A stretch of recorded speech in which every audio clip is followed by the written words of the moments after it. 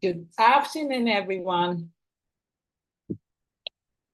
Good afternoon, Ma. Thank you for joining, everybody. So we are going to start soon. Thank you for joining. Mr. Conley, please, can we have the adverts? Thank you. All right, Ma.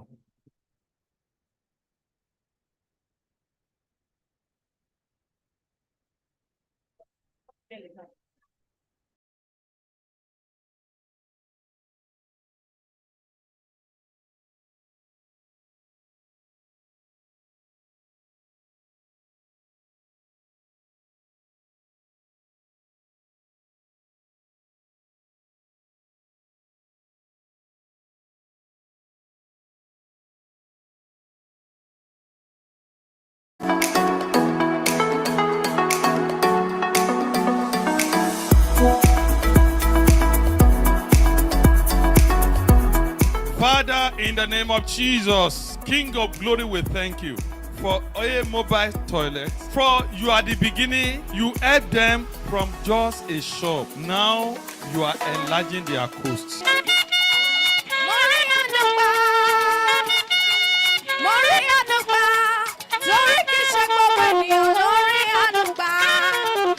We open this place to the glory of God and the benefit of mankind for divine turnaround, divine presence, prosperity, goodness of God. In the name of God the Father, the Son, and of the Holy Spirit.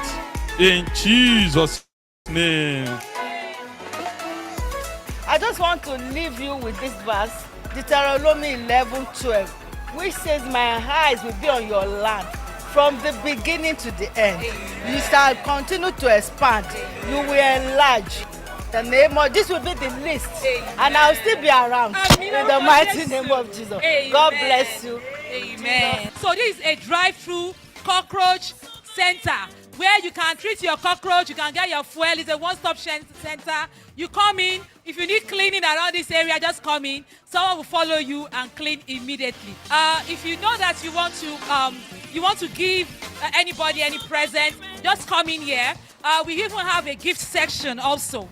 This is the first kind in Nigeria. There is no store that you can enter in Nigeria that what they do only sanitation, hygiene, cleaning, and pest control. We have trucks that empty sock away.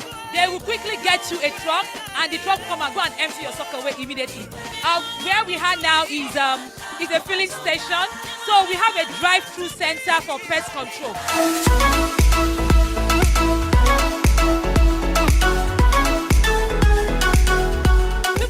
What do? We are A Mobile Toilet, we are A Mobile Cleaning Services, we are A Mobile Pest Control, we are A Mobile Group Academy. A Mobile Toilet is licensed by Econ.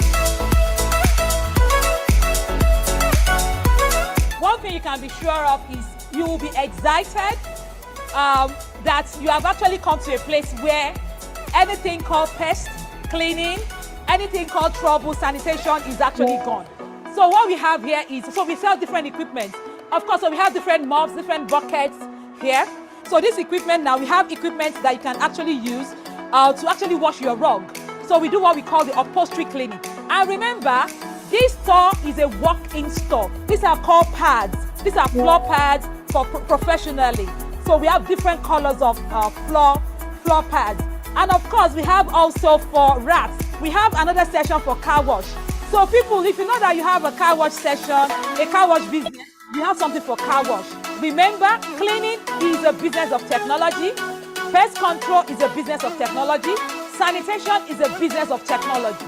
So we have brought technology into this environment. And our address is 5151 College Road, Orimolade Bus Stop, Ifakojaye Ogba.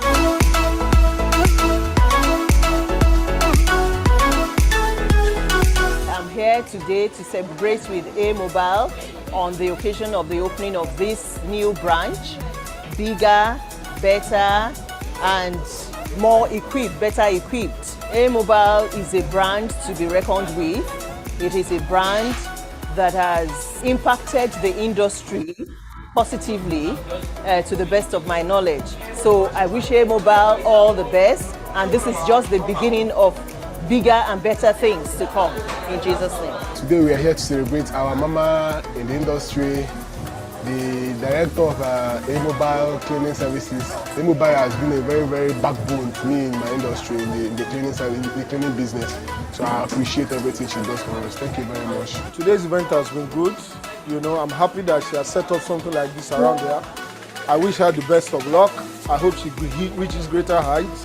As she has been helping us and helping people, God will continue to help her. So one of the things I've come to know about A-Mobile is that they're always like up to standard. They do not compromise. I was one of the trainees that took part in the cleaning training, and I've learned a lot. Madam is a very good person.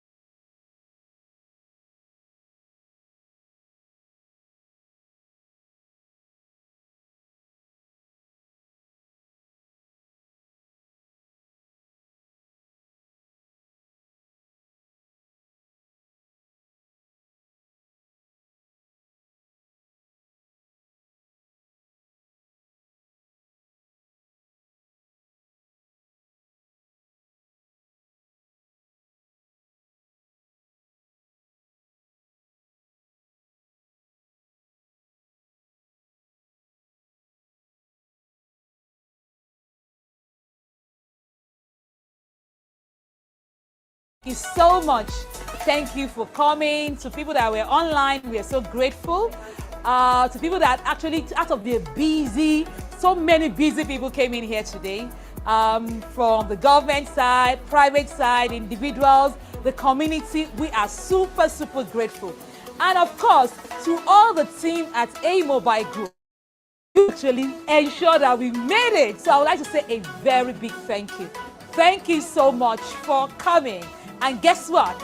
There is still more to come. So watch out.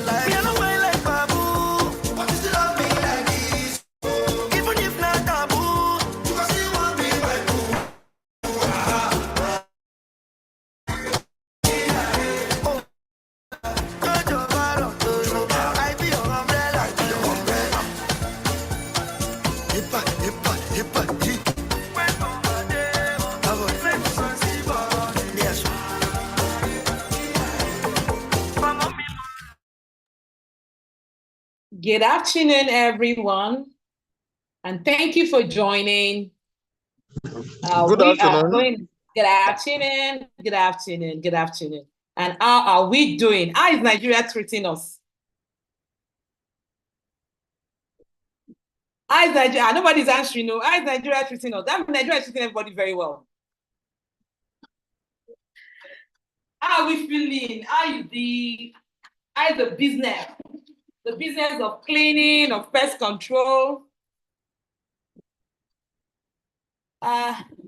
Please, you can actually like unmute yourself, please. Mr. Akole, I don't know, maybe you muted everybody. Please, can you so let's just hear from people. As we are joining, so before we actually get our speaker to come on board, so let's, how is Nigeria doing, everyone of us? Because I think it's even a time to even relax. That's what I've learned. It's a time to relax. When you actually have this kind of meeting, it's a time to relax and just get yourself, get yourself a bit sorted out as much as possible, So, and is the period we are in now in Nigeria is very trying. It's a trying time for every one of us. And it's essential we understand we need to we need to understand that how can we be able to make profits, and how can we be able to sustain our business at this time? How can we ensure that our business does not join businesses that are closing? I don't know how many of us know that a lot of business are really closing. In Business Day yesterday, 2 days ago precisely, it actually says that, as in, of course, businesses in Nigeria, they're actually shutting down. And that is very, very, very, is really like, it's very sad. It's sad to even know that businesses are shutting down. And cleaning or pest control is not, is also part of businesses that are shutting down at this time. But my prayer is, may our business not be part of it. That's the only thing that we can actually hope for. And the reason why is actually good for every one of us. When you see any Zoom meetings, networking, in respect to your business, how business can thrive in this economy, please join. You know, you see some things that are fun for businesses, please join. All this thing is actually going to help. You know, it's going to help us mentally. It will help our business, you know, one way or the other. Because at this period, I was just, yesterday I had a live, and I woke up yesterday morning and I told my husband something. I said, you know what? The period that we are in now, you cannot afford to fight with your husband or with your wife. I don't know, maybe some of us agree. Because if you try to fight with your husband or we fight with your wife, mentally, you might just get, as in, you can just get knocked down.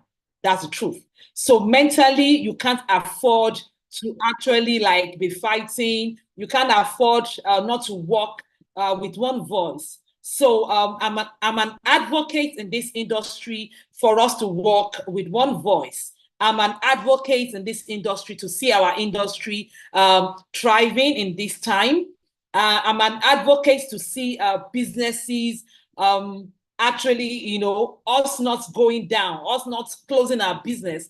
Can you imagine you have been in business for the past 20 years, 10 years, 2 years, even 1 month, and you have actually put a lot of money in your business, and you are seeing the business actually going down in front of you?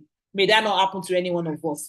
So it's important we also look into our business every day and ensure that, yes, how can I ensure that my business does not run down?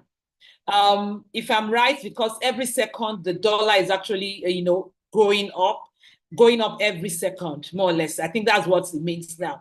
As of yesterday, the last time that I checked, it's actually 1,875 to a naira, $1 to 1,875, and that is alarming. It simply means that businesses is no more funny. Businesses are going to be finding it a bit difficult at this time. So how can we be able to make sure that we are not finding it difficult? One thing I have learned, and which we as business owners, we must practice now. Please, if you don't have a plan, always have a plan. Have a plan. Have a plan. What's your business model like? Because I think as A-Mobile, for now, what has actually helped us is, yes, the grace of God, the power of God upon our business is great. At the same time, we have a planning strategy. You need to have a plan. So even at this time that it is very, very bad, can you sit down after this program and can you have a plan for your business? Have a growth plan. Yesterday night, we are preparing for our next major training. And I was actually like planning, putting some things down on growth plan, how we can actually grow our businesses, how we can grow the industry. So as a business owner, you need to have a growth plan. What's your growth plan this year? With the 1,875, now, if dollar gets to 3,000 naira, God forbid, are you still going to be in business? You know, because that is the way the big names in businesses, that's the way they think. Are you going to be in business? But the challenge that we have in our own industry is a lot of us are not planning. A lot of us are not planning. So I remember we had a business session last year, and I was actually saying we need to plan for 2024. How many of us actually plan for it? Because let me tell you, not only must you have one plan. In Nigeria, you must have 10 plans. And I'm serious. You must have 10 plans, because you can have a plan today in Nigeria. Tomorrow, the government might wake up and disrupt the old plan. You move to the other plan, your strategy 2. And that's the way you must work as a business person. That's the way you can work in this industry. And so one thing a lot of us do not know is when it comes to insurance, a lot of us do not know the power of insurance. And I remember one thing, my husband always said that, come, you like insurance, you like insurance. You understand? And I said, you know what?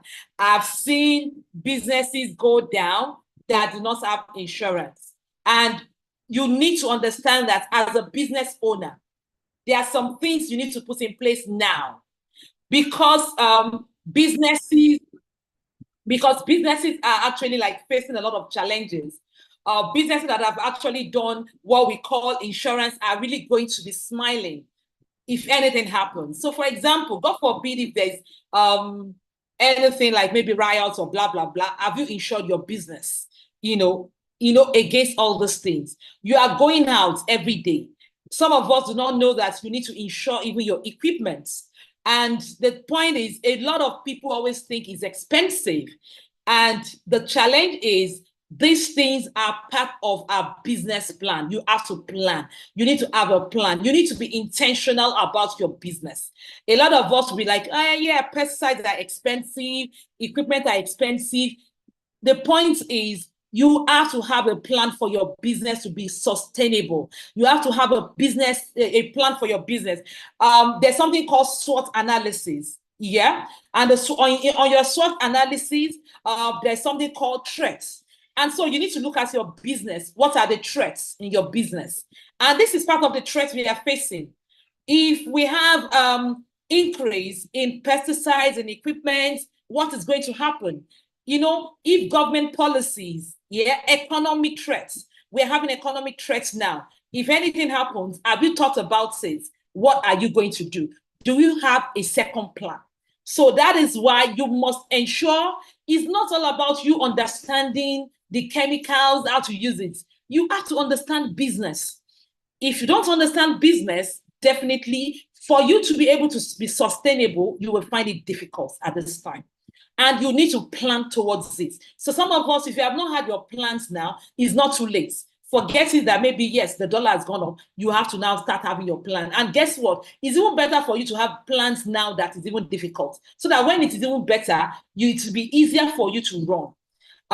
Someone like me, I think I've seen economy actually crashing before. I've seen recession while I was living in the UK. You understand? I've seen recession also, even in Nigeria. I was telling someone that, you know what, it's like, I've seen in this business, I've seen it very bad before.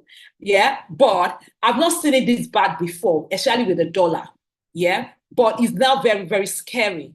On a platform I belong to, the platform of Prof. And, the thing was, he was discussing, he's having a training also very soon, a business clinic like this. And they want to discuss about pesticide. And I said something that when it comes to pesticides, you understand that a lot of us do not understand what we need to do about pesticides, how we can be able to reduce our costs in pesticide. Should we now look at IPM? Should we look at some other things that we can actually do? And one of the things that we are looking at today is what is insurance?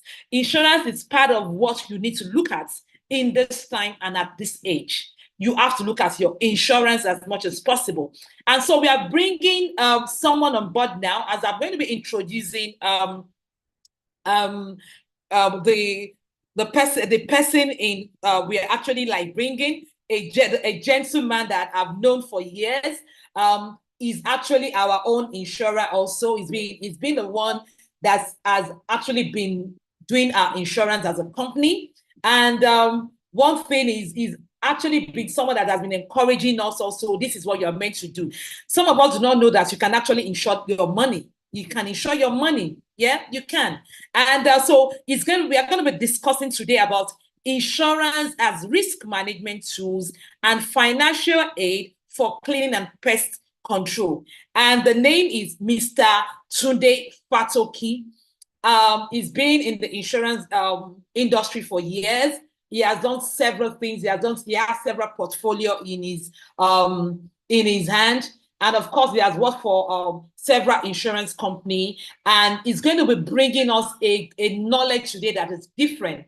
It's different because we need to understand, a lot of us in Nigeria do not understand that insurance is key in this, our industry. So I want you to sit down and be able to learn and unlearn. Please, can you get this thing first? A lot of us are always thinking insurance, oh, they don't pay back. Please, can you remove that first and try to learn today? Get your paper out, your sheet of paper. Look for somewhere very good where you can actually learn and understand what we are going to be discussing today. And I'm sure you will not regret that you sign on. So over to you, Mr. Tunde Fatoki. Thank you very much. Mr. Kule, can you, over to Mr. Fatoki. Thank you. Thank you, Madam.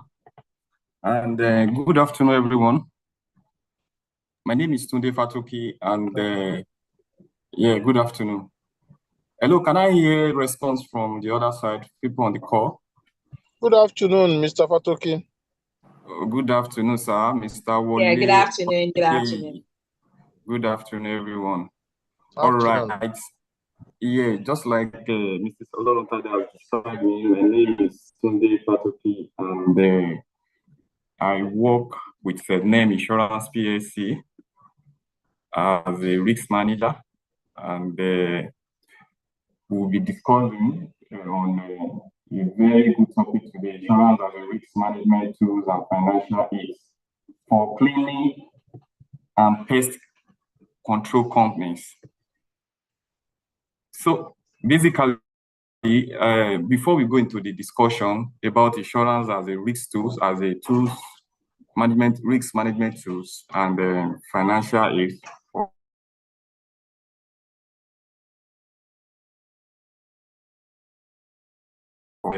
encouraging us more about how we can sustain our business, how we can develop a strategy and all that. And I think I want to also advise us that there's a need for us to look into those areas, because currently what companies are developing now, I'm very sure, I don't know whether any of us we've heard about ESG strategy. Is anybody that know more about that on the call? Please, I want us to make this section a very interactive section. I won't just be speaking to people. I want response from the other side, people on the call. ESG, how many of us have heard about ESG? Hello? We can hear you, sir. I can Yes, hear we you. can hear you. Yeah, I said, have you heard about ESG before? ESG. Who can tell Yes, us the sir. meaning of ESG? Okay, can you tell us the meaning of ESG? Environmental, social, and corporate governance. Okay. So what do you know about the environmental, social, and corporate governance? They are a set of, I call them values or criteria that should be considered, when organizations are investing. So they could be environmental issues, they could be social issues. All right. I think you are correct, man. You are correct. Be the corporate governance definition that issues, you're giving is correct, and basically is more of trying to assess risk that has to relate with environmental, social, and governance risk, because we have various type of risk, and there's a need for companies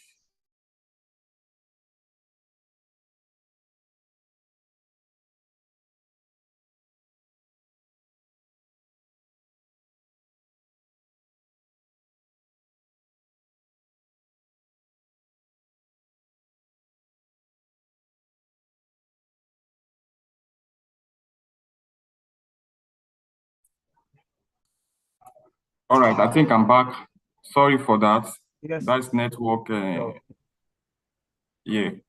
So there's a need for organization to actually develop a kind of strategy that can sustain their operation as a result of the exposures to those ESG risk. That is the environmental, social, and governance risk.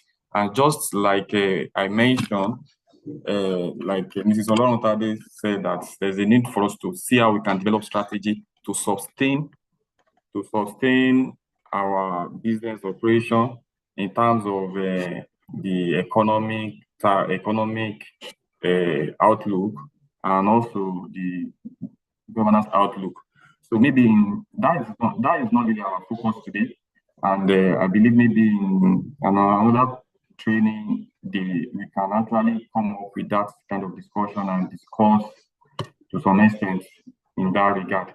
But today we'll be discussing the insurance as a risk management tools and financial aid for our operation. And I'm very sure that every one of the call they are into cleaning and cleaning operation, cleaning and pest control operation. They are like people, the managers in the cleaning operation company. So basically, I want us to know what is insurance, what insurance is all about. And as we all know that insurance is an indispensable thing to manage different risks in our life. Though I have some write-up that I want to share with us, but it's not actually in form of slide. We'll be sharing that slide maybe later. It's just a write-up, but I will put it in form of slide, which I will share with us and for our own to look into and pick any point that we want to pick from it and put it in our operation as well. So insurance, as we all know, is an indispensable thing to manage different risks in our life and work. And without it, it's like our lifestyle, value, even our social structure will change completely. And with time, peoples and companies take more and more care of their own health, wealth, all their investments and all that. But there are uncertainties everywhere, just like the economic realities that we are facing currently in Nigeria. And I'm very sure not only in Nigeria, in other parts of the world, they are also facing one challenges or the other in terms of economy. We heard about UK going into recession currently and all that. So there's a need for us to actually see how we can manage our business empire, our investment and all that. So there's uncertainties everywhere. It has always been. But insurance is, I think, is a kind of an avenue for us to still manage some certain risk that our businesses face and all that. So, and the official definition of insurance, as a financial agreement, I think the definition states that insurance is a financial agreement in which individual pays fee, just like we know we pay premium, known as premium, to transfer what we call financial consequence of insured losses to a risk pool. I will explain it to a risk pool administered by an insurer. So what this definition means is there is just an agreement between insurance company and a company that wants to insure his assets. And the agreement has to come by paying of premium. And what we call premium is the money that insurance receives on a particular subject matter that you are insuring. So having paid that premium, insurance take over the risk. If it is your property, if it is your building, the insurance company take over the risk as their own property. And if anything happens as a result of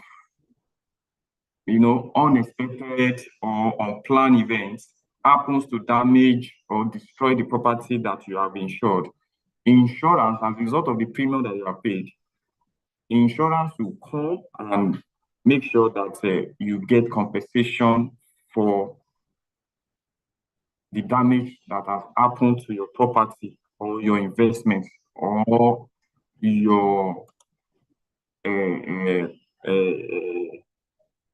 property that you have insured, so to speak. So there are different points of views. People have given different definitions about insurance. There is an economic point of view stating that insurance is a financial arrangement apportioned to apportion the loss of accidents, maybe as a result of accidents. That is the economic side of it. There is a point of view from a law side saying that insurance is a contract behavior.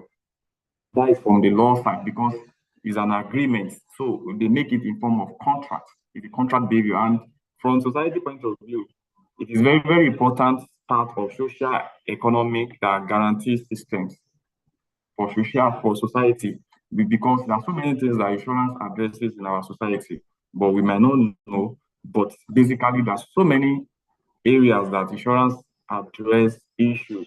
And from management point of view, insurance is a tool and a method to manage risk. Insurance is just a tool and a method to manage risk. Hello?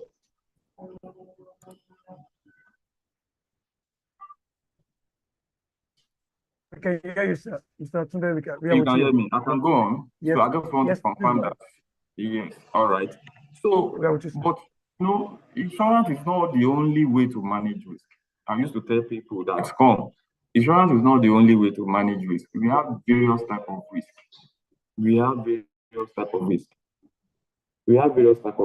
So insurance is not the only way to manage risk. And various types of risk that we have. For example, we have what we call pure risk. We have what we call speculative risk. We have what we call financial risk. We have what we call non-financial risk. We have what we call particular risk. We have what we call fundamental risk and all that. So, but these 6 types of risks that I've mentioned, in all these types of risks, there's some risks that insurance doesn't really cover, and there's no way insurance can come into it because of the nature of the risk. For example, let me make some definitions now, like pure risk that I mentioned. Pure risk it refers to a situation where it is certain that the outcome will lead to a loss of a person only, and maximum it will lead to the condition of what we call break even to the person. So let me just give you an example. Example of pure risk includes possibilities of damage to the house due to natural calamity. For example, if there is a natural calamity like storm damage or something, we already know that definitely it's going to lead to a loss. It's a pure risk.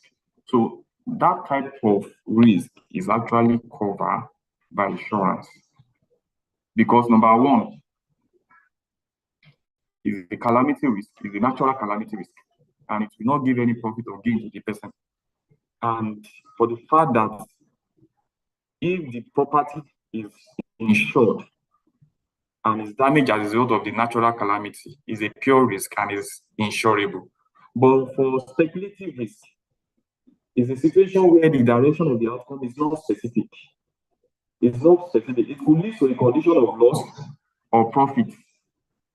So that type of risk, we call it speculative. It's not insurable. It's not insurable. An example of speculative risk is includes maybe when you purchase shares of a company. Shares goes up and down every day. It depends on the financial performance of the company that you bought the shares from. So for this type of risk, the price of share can go in any direction. Somebody can make either loss or profit. So this type of risk is called speculative risk, and it is not insurable. And we have financial risk. And financial risk is actually refers to danger in which the outcome of the event is measurable in terms of money. So like this financial risk, it is also insurable. It is insurable because, for example, a financial risk includes loss of goods in the company's warehouse due to fire.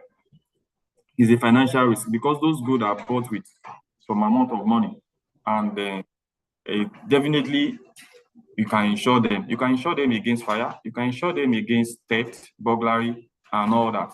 Then we have what we call non-financial risk, risks that are not financial. This type of risk is not insurable. Is not insurable because it cannot be measured. An example of non-financial risk include poor selection of brand. For example, maybe you are buying an equipment or something, or let's say you are purchasing a phone, and you know that basically this phone, as a result of the brand, something that has to do with brand, not financial, is more or less like reputational or something, damage to reputation of the company. They are not insurable. They are not insurable. And there is another risk that we call particular risk. I mentioned it earlier. Particular risk, they are more or less like they are insurable. Generally, the main subject of insurance, they are the main subject of insurance. For example, it actually arises mainly because of action or intervention of individual or group of people. For example, if you have an issue as a result of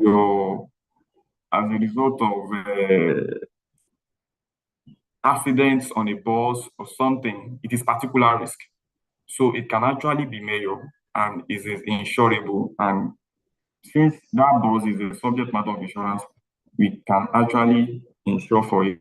Then we have what we call fundamental risk. Fundamental risk has to do with it refers to risk that arises due to the cause which are not under the control of a person. It is more or less like impersonal in its origin and in consequence, basically. And the impact of this risk is essentially on the group. It affects large population like economic slowdown and all that.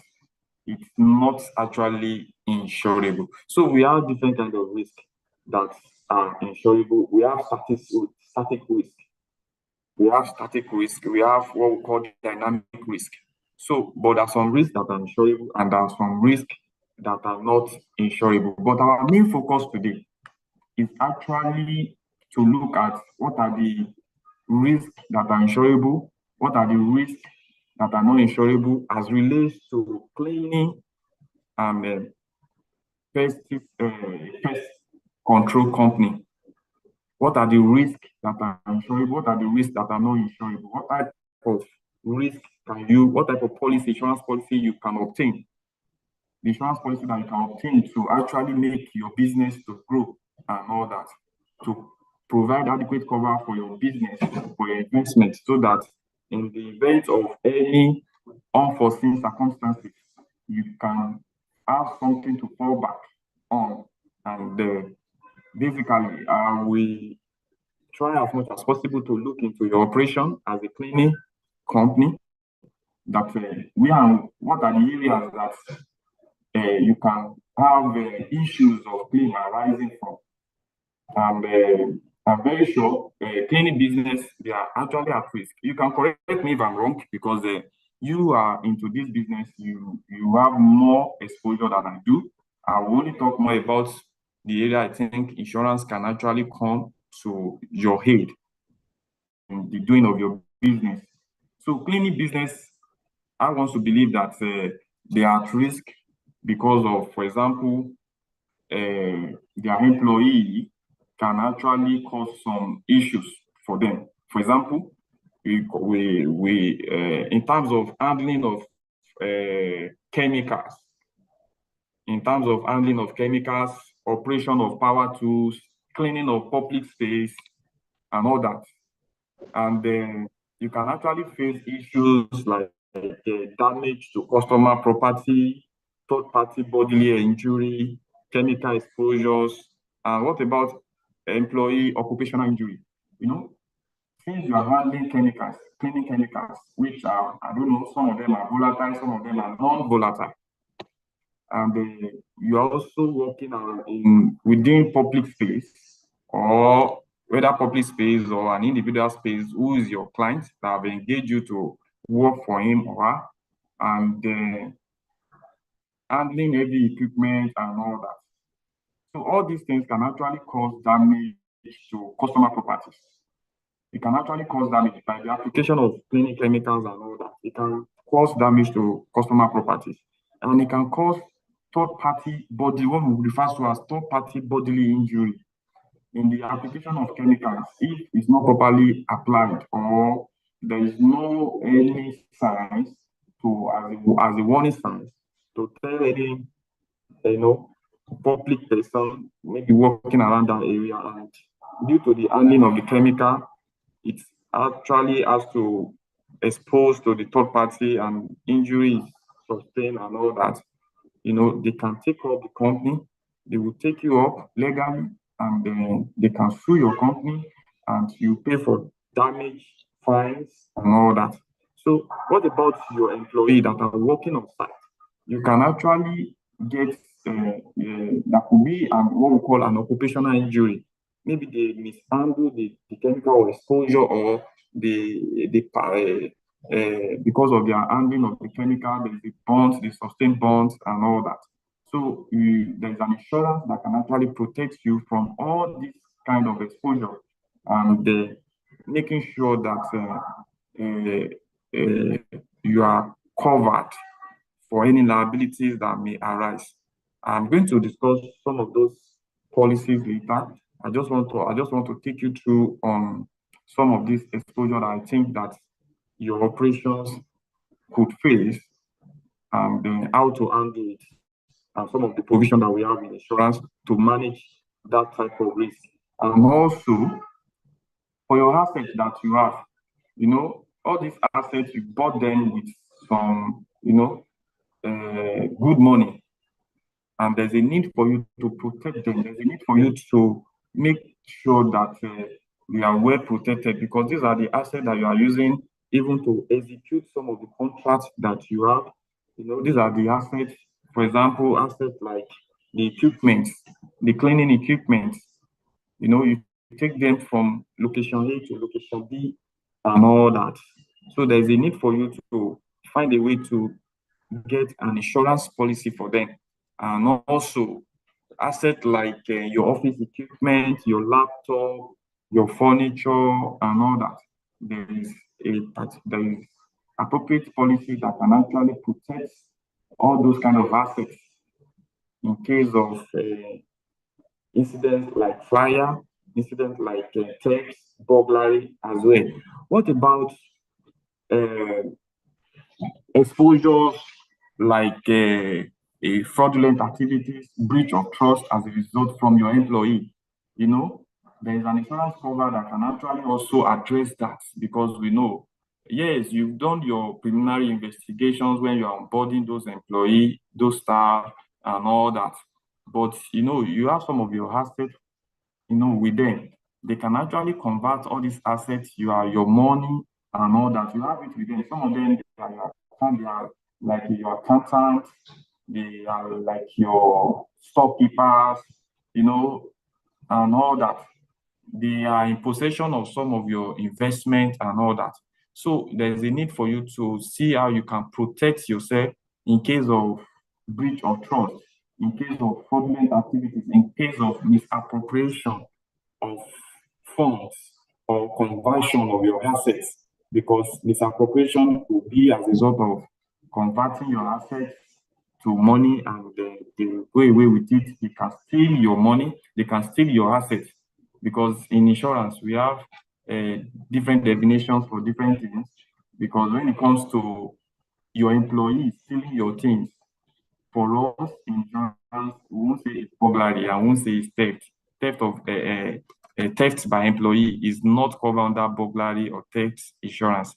It is covered, the appropriate policy that might cover that will be a fidelity guarantee. But the kind of theft that is covered has to accompany with forcible entry, or maybe at gunpoint, that has to do with an outsider coming in, breaking into your property to steal or to deprive you of your assets. So those guide our clients and ensure that they have appropriate cover for every. Hello? We're here. Yeah, We're we here. We are with Okay. you. We are listening. Okay, because I can see that the network prop-up that is unstable. So I just want to confirm that and see. It's just that the voice isn't that audible, isn't that clear. But we can still hear you, Oh, sir. okay. I should be more audible. Yes, I think Yeah. so. Yes, Yeah. please. Yes, please. Yes, All please. right. Okay. So I'm talking about different type of insurance cover that we can actually obtain to guide our operation to help us in addressing different exposures that we have, that our businesses face, to make sure that at least if things like that happens, unexpected events, unexpected occurrences like fire, like theft, and fraud and all that, we can still have something to fall back on if you have appropriate insurance policy in place. And then before I go to mentioning different types of insurance policy that I think might be appropriate for our business operation, I want to also talk more about the risk management strategy for cleaning and pest control business owner. So your risk management strategy should include 3 tactics. I call it 3 tactics because number one, you are into that operation, you are into that business, you know the business very well. And the 3 tactics I want to share with you this afternoon are: number one, identifying potential risk. And the second one is what I call assessment of risk. And the third one is what I call response. So for you to identify, there's a need for you to train, employee training. There's a need for you to train your employee to know, because you are trying to identify now, to know, to be well versed on how to handle equipment and chemicals that you use. There's a need for you to make sure that you train your employee and ensure that they are well versed on how to handle equipment and chemical that you use. Because number one, I'm very sure all these chemicals that you use, sorry for my little background in science and engineering, because I have my background in chemical engineering as well. So I know that for chemicals, basically, they always have this, what we call, safety data sheets. Hello? Hi, we're here. We're listening. All right. That's more edible. I think your next one. All right. That's what they call safety data sheets. So your employees should know more about this, and they should be very, very much aware about the use of all those chemicals. I'm talking about identifying potential risks. And part of identifying your potential risks, you have to, the strategy to use to identify those potential risks, to train your employee training. And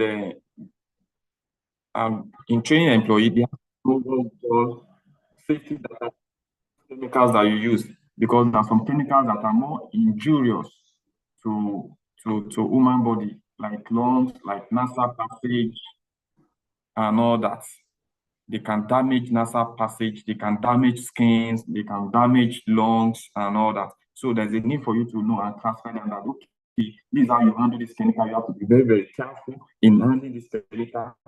There are some chemicals that a little drop of it can actually, with the reaction of, I don't know how volatile some of the chemicals that we use, with the reactions of, for example, even ordinary bleach that we use at home, a little drop of bleach can actually cause a lot of oxidation, damages, discoloration on the substance, particularly like clothes, like books. It can actually, there are some chemicals that once they drop on book, on paper, can actually lead to fire. Yes, there are some chemicals like that. So there's a need for us to be more professional, training and all that. Then there's a need for us to review operating manual of any equipment that we purchase. Know how to handle the operating manual. There's a need for us to know how to make sure that we review operating manual. Don't just say, this is how they use it. This is how they make use of it. So everything still boils down on employees training. And then another one is overstress the importance of using correct equipment and tools. Maybe there is a need to do a drilling. Don't use hammer for where you're supposed to use drilling machine.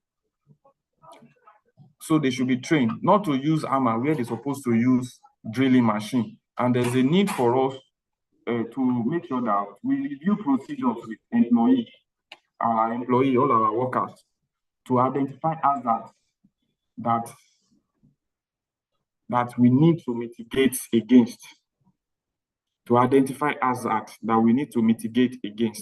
For example, maybe during the cleaning operation, there's a need for them to actually, in a public space, there's a need for them to actually place this signage and warning devices. All those things actually, it will make us to stand out, because if you have all those things in place, it will make you to stand out, that you know what you are doing. I'm very sure a good sensible organization wants to work with somebody that take risk as very, very important. So, like, you are doing a mopping and you have a wet ground and all that. In order not to cause issues of slip and fall and all that, there's a need to have all those things in place, signage and warning devices, that shows that this is a wet ground. Anybody using that corridor will know that's okay. There's a wet ground, and you know how to take their steps, and there'll be no issue of trip and slip or fall and slip, which might actually lead to some legal liabilities against your company, because anything that happens in any of your clients' premises as a result of your activities, they can take it up against your company, not against your staff, against the company. And in the country that we live, in the climate that we live now, everybody is so sensitive about their rights. There is even a topic that somebody is sharing with me about rights. I think it was yesterday. It talks about risk, right, and responsibilities. Risk, right, and responsibilities. Risk, right, and responsibilities. I think the person wants me to actually come up with a kind of training for them. Risk, right, and responsibilities. What are your risks, and what are your rights, and what are your responsibilities? So, as a responsible and responsive cleaning and pest control company, we should also have that at the back of our mind. I think I've shared some of things that is not part of this discussion, but I think it's something that we can also look into. Then also, supply and equipment storage. The way another store our equipment, storage area, that we keep all those chemicals, all those equipment. We should ensure that they are in safe place. In safe place, like number one, since we know the SDA, that is the safety data sheets. I mentioned safety data sheet earlier. In safety data sheets, where to store chemicals, guidelines, and emergency spill procedures are always written on SDS sheets. So we should ensure that once we have trained our staff to know how to handle all those things, everything will actually be stated in SDS sheets, and we should try as much as possible to follow those instructions. Those instructions, they are not just they don't just put it for putting it safe, but for any people that wants to handle that chemical to know how to handle it. Then we should make sure that we clearly label all our supplies that outline hazards of misuse. Personal protective equipment as glove, apron, shoe boots, goggle, we should ensure that we make those provisions to our employee anytime they are carrying out cleaning activities and all that. Then we should make sure that they have first aid kits in place. First aid kits in place. Then at the end of every of the operation, they should ensure that the workshop, the workshop sink, the workshop their hands after using chemicals and all that. Then I move to the second point, which I call assessment of risk. Assessment of risk has to do with properties and facility walkthrough, because for you to assess the risk, you have to actually do a kind of for your own operation. You have to actually do a what we call a walkthrough inspection. You do a preliminary walkthrough of any space that you are contracted for. You know, you have contracts to manage a hotel. For example, you have that contract. So before you start work, after you have gotten that contract and all that, or before that contract, they will give you opportunity to do your walkthrough, to look at the facility that you want to manage. And having conducted that preliminary walkthrough, you take note of things that might be dangerous, and you pay attention. We pay attention to those things, such as building hours. We want to know what time a hotel, their operation hours. From what time, you know, a hotel, I think it's 24 hours, because number one, they have the guests that are there. You know, some people will be there weeks and all that, and it's around 24 hours anyway. But there's some public space that are not 24 hours, like a shopping mall. Definitely, they will have a closing hour. So you have to do what we call walkthrough inspections on all those facilities. Maybe like church, you know, church have their own regulated hour, Sunday and the weekly service, and on Sunday is not 24 hours. They have their hours of service and all that. So you have to conduct that walkthrough inspections to assess the risk that could be present on any facilities that you are being contracted for.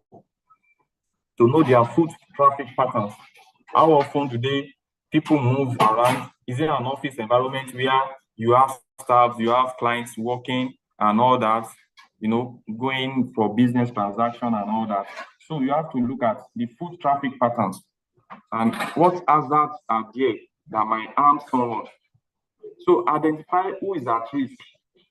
So this one is still taking us back to identification, but I put this under the assessment of risk, because you have to get this, you have to do this assessment to know the type of risk that is present there. Identify who's at risk. Are they church member? Are they visitor? Are they customer? Are they employee of your principal? That is the people that assign you to do the job and all that. Note who might be harmed by the hazard, whether it is worker, building visitor, anything that can cause harm, even for your staff. Electricity, check ladder, the use of ladder, wet floors, and all that can actually cause issue, liabilities, claims, and all that. So there's a need for us to do what we call walkthrough inspections. Walkthrough inspections. So assessment of risk really matters. So for any job you are being contracted for, maybe before you sign a contract or after the signage of the contract, before you move to site and execute those jobs, try as much as possible to identify all those things. I think I need to ask. Sorry, do we have as members of our staff in all our companies, do we have an HSE person as a staff in place? Sorry, what do you mean by agency? Health and safety executive. Oh, okay, that's a very good question. Funny enough. Yes, health and safety. Funny enough, we don't have. But now that you have said it, you have never. Okay, so I think I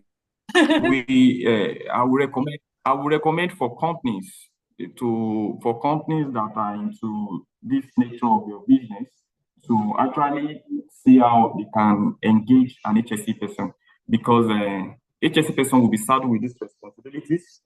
But what, sorry, sir. So, but what we have is, so we have a consultant as an HSE. So is a person, is that consultant that come into our company to train. But we don't have, so like what we do is that the operations manager, yeah, is the person in charge of the HSE. But we don't have a separate person, you know, entirely. Like yes. I don't know if that's the same thing. Okay. And yes, an operation manager can actually still be an HSE person, so to speak, if there will be no clashes with other operational activities. Because the reason why I said that is for HSE person, actually all these things I'm trying to build up, all these tactics that I mentioned, the identification, the assessment, will be responsible to take care of this, and he will be submitting a report, maybe a weekly report or monthly report to management. And anybody that doesn't comply with this, maybe not making use of provision of equipment and instructions that companies management has provided, will be sanctioned. And he will be able to identify risk, because an operational person, I'm very sure, he or she will be definitely be saddled with responsibility, with a lot of responsibilities, making sure that clients are satisfied and trying to ensure that in terms of delivery, you know, I don't know JD that the operational person he has, but I mean, what I mean by JD, job descriptions. But an HSE person, if you have, and if you don't have, and if you don't have, then your operational manager can actually still be responsible for all this and put it as part of his JD. And they should ensure that, because apart from you having insurance in place, it shows that you are a very responsible company, risk-responsive company. Let me put it that way, risk-responsive company. Because anybody that sees you, even you don't need to be announcing that you have insurance in place. Your insurance should be something that is personal, until when there's a need for you to make use of, or a client request for it that you should submit, or you can actually still submit it when you are presenting your proposal and all that. Anybody going through and see those kind of documents that you have insurance, you have this certificate, insurance certificate, they will be very, very comfortable in doing business with an organization like that, because that shows that that organization, they are risk-responsive company. So I go to the tactics number 3, that is response. How do we determine response? How do we gather response and all that? So be prepared to respond to potential claim by having insurance in place. That is where insurance is coming on. So, you know, I told you we have 3 risk management strategy and the 3 tactics that you can manage your risk. That's the risk management strategy. So I mentioned identification of risk, I mentioned assessment of risk, and the 3rd one is response, and that is where I bring in insurance, that be prepared to respond to potential claim. And how can you respond to potential claim? You can respond to potential claim in 2 ways. You can respond to it in 2 ways. If you have a claim, is either you pay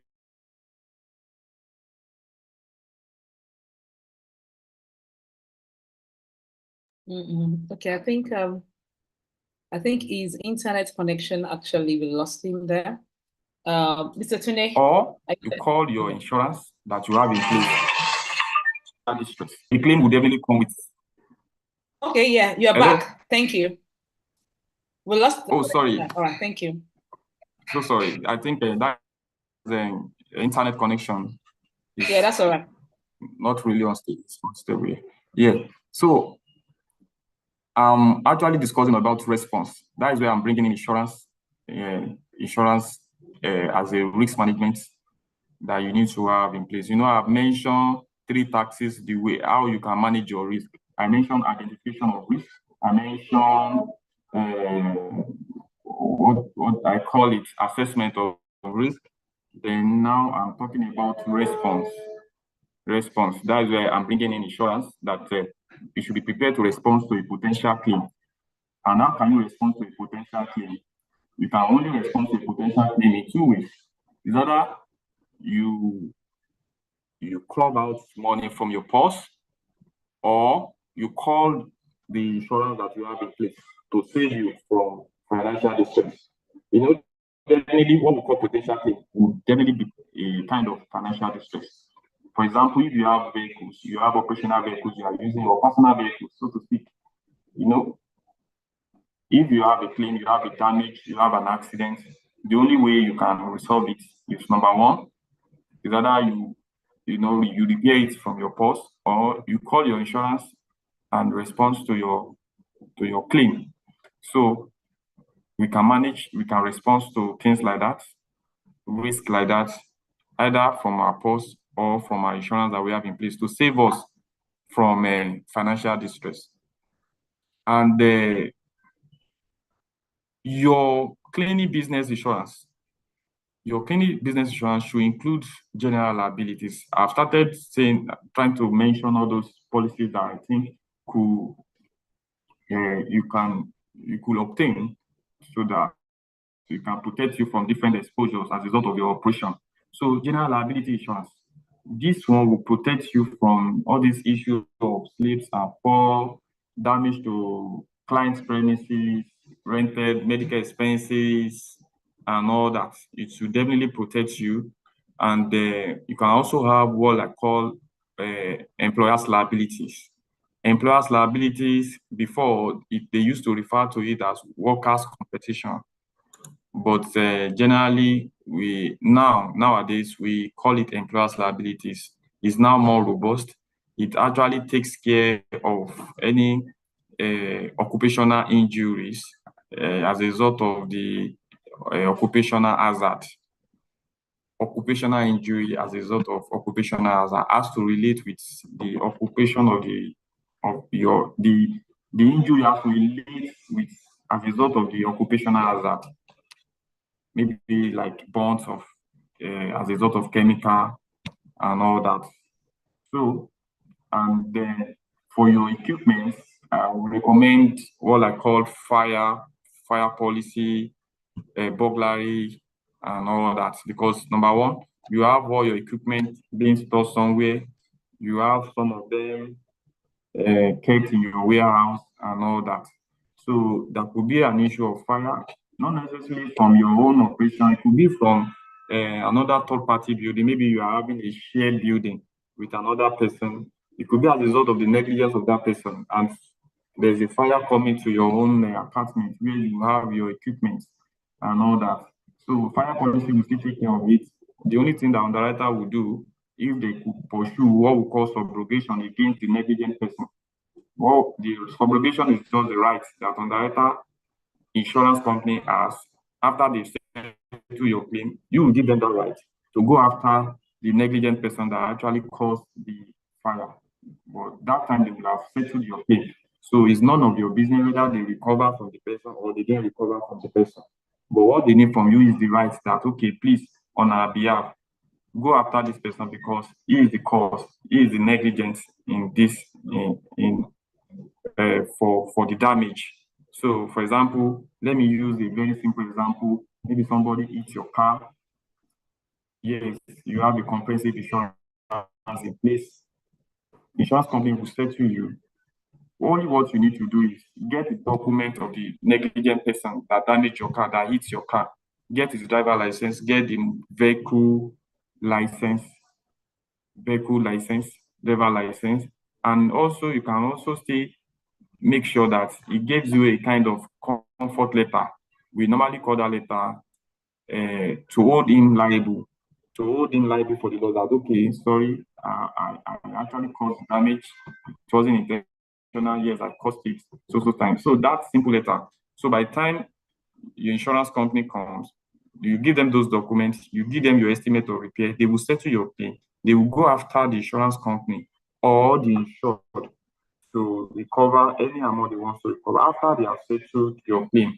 And if you are able to even have a gentleman agreement or spot of the accident, any amount you can recover from the third party. Then you let the insurance know that, okay, fine, I'm able to recover 10,000, but the damage is more than 10,000.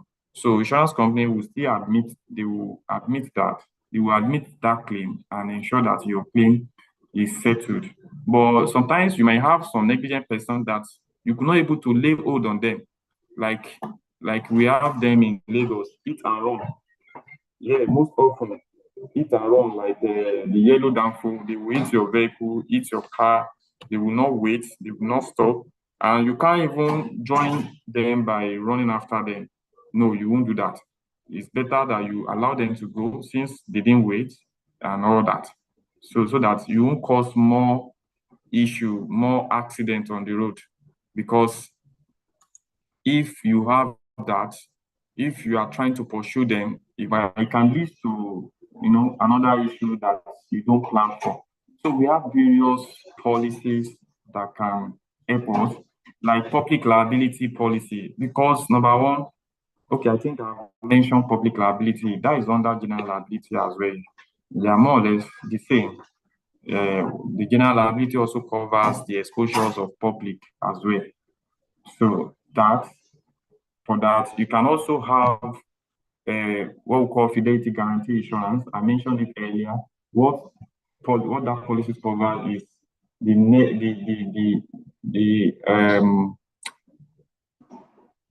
what do you call it? It covers the dishonesty of your clients, of your staff. The dishonesty at the heart of dishonesty of your staff. So, and which could be as a result of fraud, misappropriation of fund or stocks and all that. Those stocks, they could actually convert it to money by selling it off. So for the fact that they've stolen it from your premises and all that, it's actually, you can put up a claim and all that to get an insurance claim. And then also,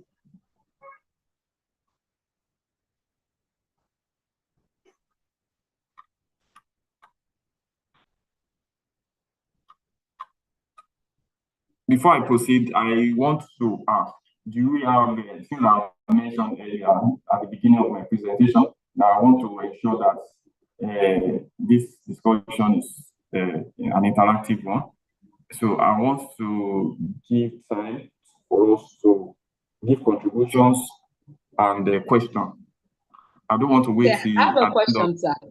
At the end of the class and be entertaining. I want us to be bringing up questions and all that, so that it will make me ditch more for us. I have a question, sir. Okay, so my question is this. In the industry, so we usually have some of our clients, they actually go to, when they go to sites, either pest control or either cleaning. When they get to the sites, some of them, maybe by mistake, they end up like damaging maybe a floor, or they end up destroying, maybe instead of them to use a ladder, they now step on maybe the toilet seats, and the toilet seats got broken. And of course, while doing that again, instead of them, you have told them, okay, so I have an instance, even this happened just now. So someone in the academy just sent a message to me and said, oh, sorry, that she has something on ground now, a big dilemma. That's there's a chemical that we call in the industry O4. Yeah, so that's the staff, one of the contract staff, not his permanent staff, went to use O4 after telling him not to use O4. You understand? And next thing was the person now used it to wash the wall, and water now was the O4 was now dropping on the stainless steel. The stainless steel is acid on the stainless steel, the taps. So of course the thing got damaged now. Now in such a case, you understand, if anything like that happens, so can you imagine if the client now says those the faucets, the taps are millions of naira. If I have a what kind of insurance am I meant to have for such? So that in case if the client wants me to actually repay, to pay back, what kind of insurance should I have for such in such a case? If this happened, is the insurance company going to pay us? So I just need to know for this person. Thank you. All right, ma'am. All right, ma'am. I think the type of insurance you can actually have for this kind of incident is what I call professional indemnity insurance.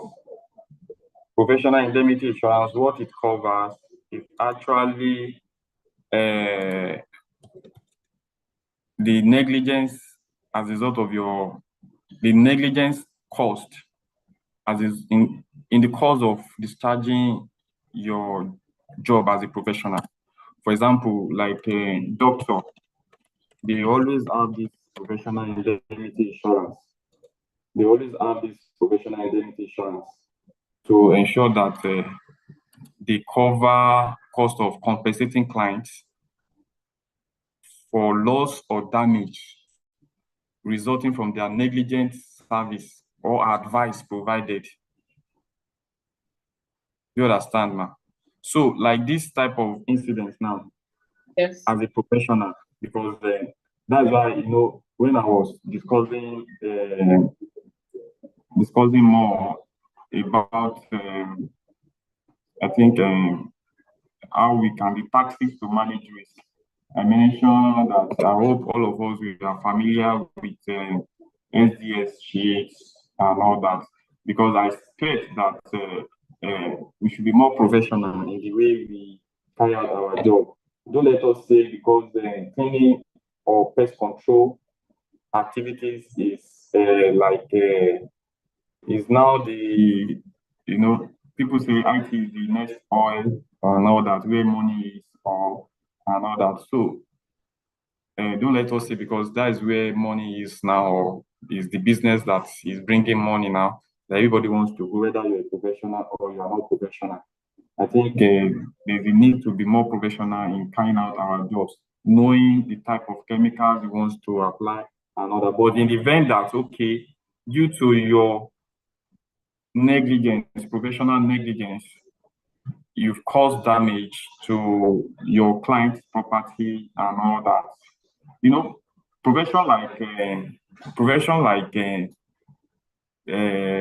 like bodies like solicitors, accountants, architects, financial advisors, they always have this. They always come to us to have this. Even healthcare professionals, they always have this in place. They always make sure that they have this in place. Like I remember there was a certain time that Akintola Williams,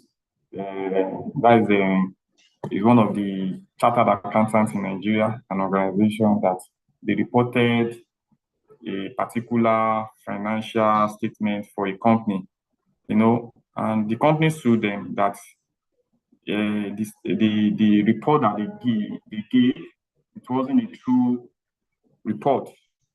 So they called on they sued them, and they called on their professional indemnity insurance to look at it, and we look at it, and we found out that it was as a result of their negligence. Maybe there is a particular consideration, there's a particular factors, things that they're supposed to have put in the report that they didn't put, but it was negligent. It wasn't intentional. So things like this that are not intentional, that it was due to a wrong judgment, maybe wrong judgment of applying a chemical that you are not supposed to apply. And that is where the essence of training our staff really matters. I mentioned it during the identification of risk, that we need to train our staff. So if that staff has been trained, though whether he's trained or not now, he has caused that liability to the company, because it's not the staff that will pay it. The salary of that staff will not be able to pay the damage. I'm not sure we're able to pay the damage that he has caused, but he caused it in the name of ABC company. Do you understand? So ABC company is liable to the client now, because the client doesn't know. He doesn't know this guy. You employ this guy, it's your staff. And in employing staff, that's why the issue of contract staff and has to also, for us, the staff that we recognize is your staff, not contract staff, because we believe that part of the risk management that insurance always ensures is that contract staff, they have a certain obligations to you, and a contract staff, they might not really their own obligation is to their own company, the contracted company. Maybe ABC contracted XYZ to supply him a staff, and XYZ has supplied you a staff, and the staff caused damage. Sorry, sir. So they are wage workers, not even contract staff. So they are wage workers, but the thing is, they are like freelance. They are directly employed by ABC company. No, they are directly employed. So like in the industry, we have what we call the wage workers. So they are paid daily. They are paid daily, some are paid weekly. So the thing is a company that will employ him or her to, and the thing is they are not the permanent staff. Okay. They are not the permanent staff, but they are still employed. So are you saying that those staff no, recognized by the insurance? Irrespective, because irrespective whether they are contract staff or not contract staff, the damage has been caused in the name of ABC company. So definitely the claim will be covered if that ABC company has a professional indemnity insurance, the type of insurance that can actually cover the cost of compensating the client for the loss of damage as a result of that negligent service is professional indemnity insurance. But during the claim process, the claims people might want to investigate more. Who is this client? Is he your staff? Is he your direct staff? Is he a contracted staff? And all that. To know the reason why they're asking that is because of the risk management that you're supposed to have put in place. Because we believe that if it's your permanent staff, definitely they will have put them on training. They will have, train on how to start and carry out their jobs and all that. But for which staff who is like a day paid job and all that, then you are not giving them any training. So if they cause anything, any damage, because they are not trained, they will just carry out the job anyhow and just do it. So there's no any pre-training that they've undergone. There is no. So based on that, insurance might want to penalize you. Yes, they might impose some penalty on your claim. They will still pay your claim. They won't deny it because this is a legal issue. Because if that is not properly managed, and the client takes you to court, it can become issue. The client maybe is a particular asset that the client cherishes most. And he said, apart from the cost of these assets, emotional damage, maybe he has attached a kind of emotion to that particular asset. That means the case is getting complicated. And it can charge you for so many things. And how can you measure emotional issue damage? You can't measure it. You have to now start negotiating, engaging lawyers to do negotiation and all that. So those are the things that we need to guide against. Thank you. We have someone that raising up his hand. Mr. Basic Cleaning. We'd like to ask a question. Yes, ma'am. Good afternoon, ma'am. Good afternoon, sir. Hello. Yes. Good afternoon, Mr. Flatoki. Thank you for the good job. Yes. Yeah. Now, I have two questions. The first one is about a situation where the damage here, for example, we have a professional indemnity policy, but now, although we've never had any circumstance to make a claim under the policy, but however, I'm looking at a situation where the estimated cost of the damage is more than your cover. Can you hear me? It's more than what? It's more than your cover. Okay.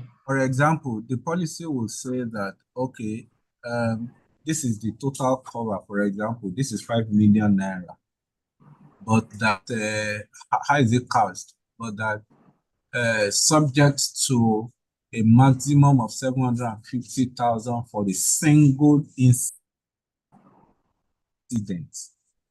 I think, yes, there's a provision like that. Okay, when you now have a situation where the one-time damage is higher than that provision, what is the provision? What is the position of insurance? That is question number one. Question number two: All right, sir. We have a policy of that professional indemnity. Indemnity. Yes. But what we do is, even our wage workers are covered. I think the way it's arranged is that for our own wage workers, we have a pool.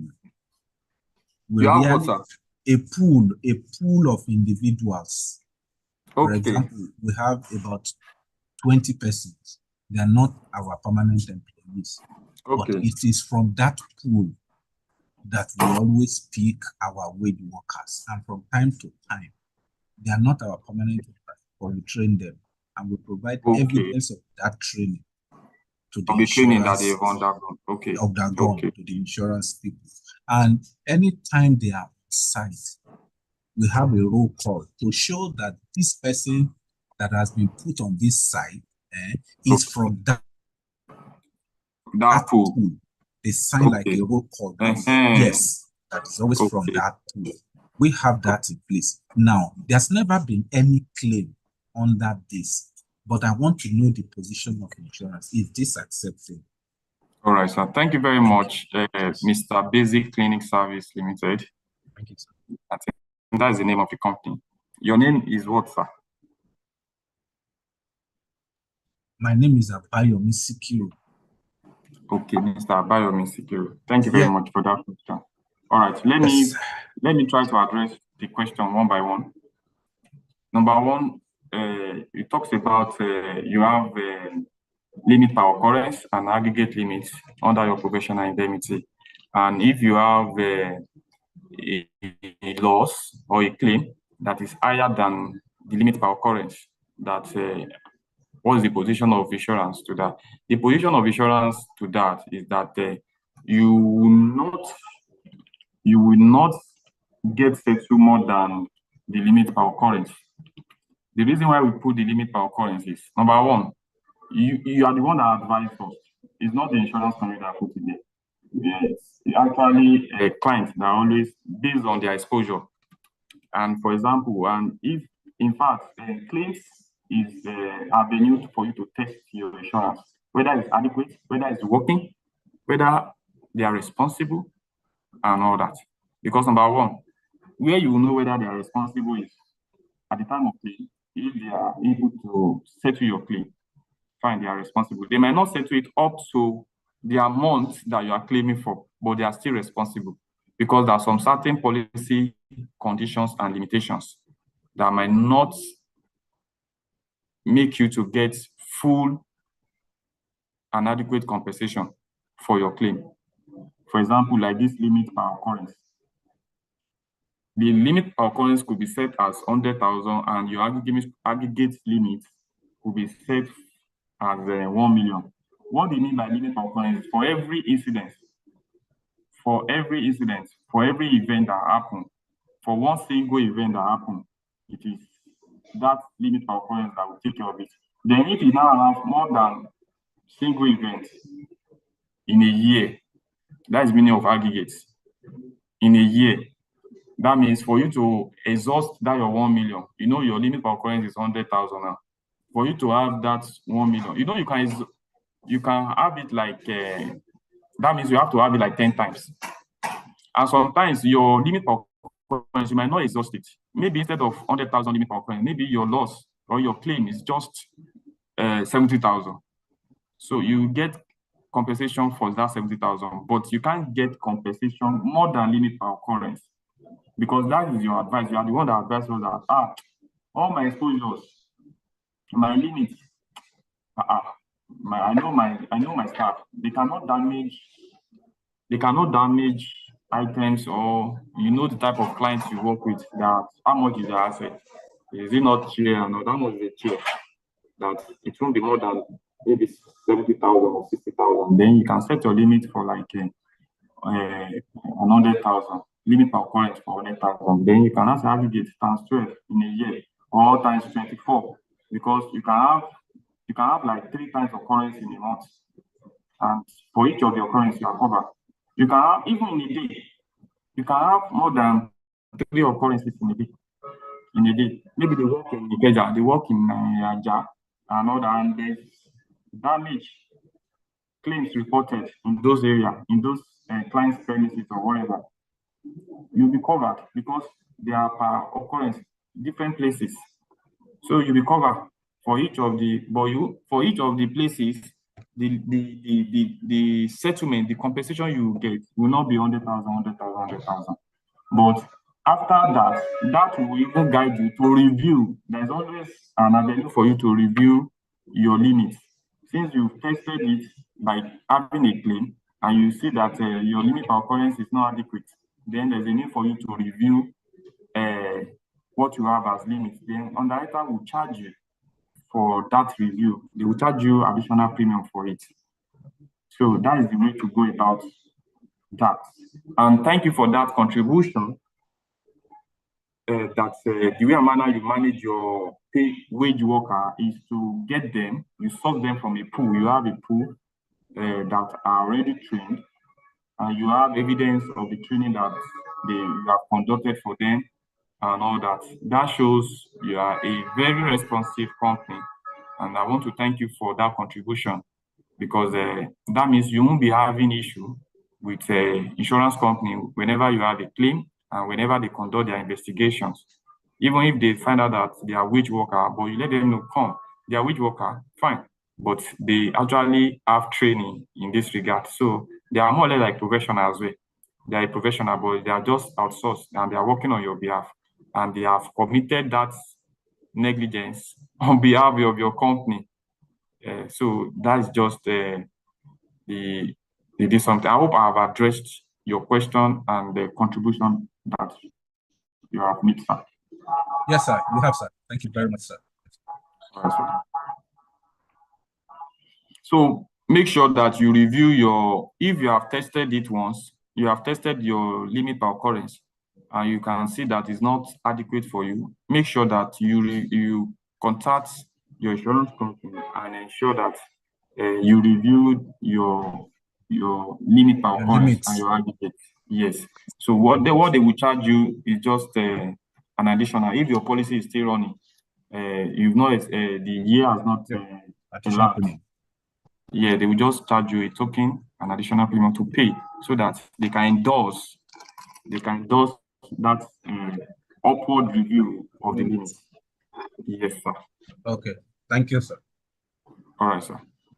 Is there any question, contribution? Mr. Tunde, good afternoon, sir. Good afternoon, sir.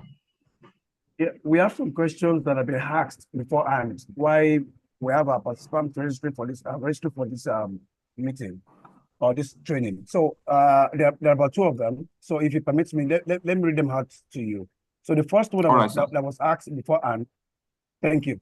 So the first one that was asked beforehand by Millennium Extra Cleaning Limited is benefits of engaging insurance COI, COI, as a tool for cleaning business scaling. Scaling may be expanding their business. So I think that's what the person meant there. So that is the first question. Come again, sir. Benefits. Okay. Benefit of engaging insurance COI, COI. Benefits of engaging insurance COI as that insurance company. Okay, as a tool for cleaning business scaling. Maybe the scaling could mean expanding or something. Maybe they want to expand, they want to increase their insurance on the new expansion. I think that's what it means. But I want to believe you understand the question, sir. Yes, I understand the benefit of engaging insurance COI as a tools of scaling up their companies, their activities. As a tool for cleaning business scaling. Okay. I think. And second one, should I ask or I wait until after you answer the first question? No, ask, sir.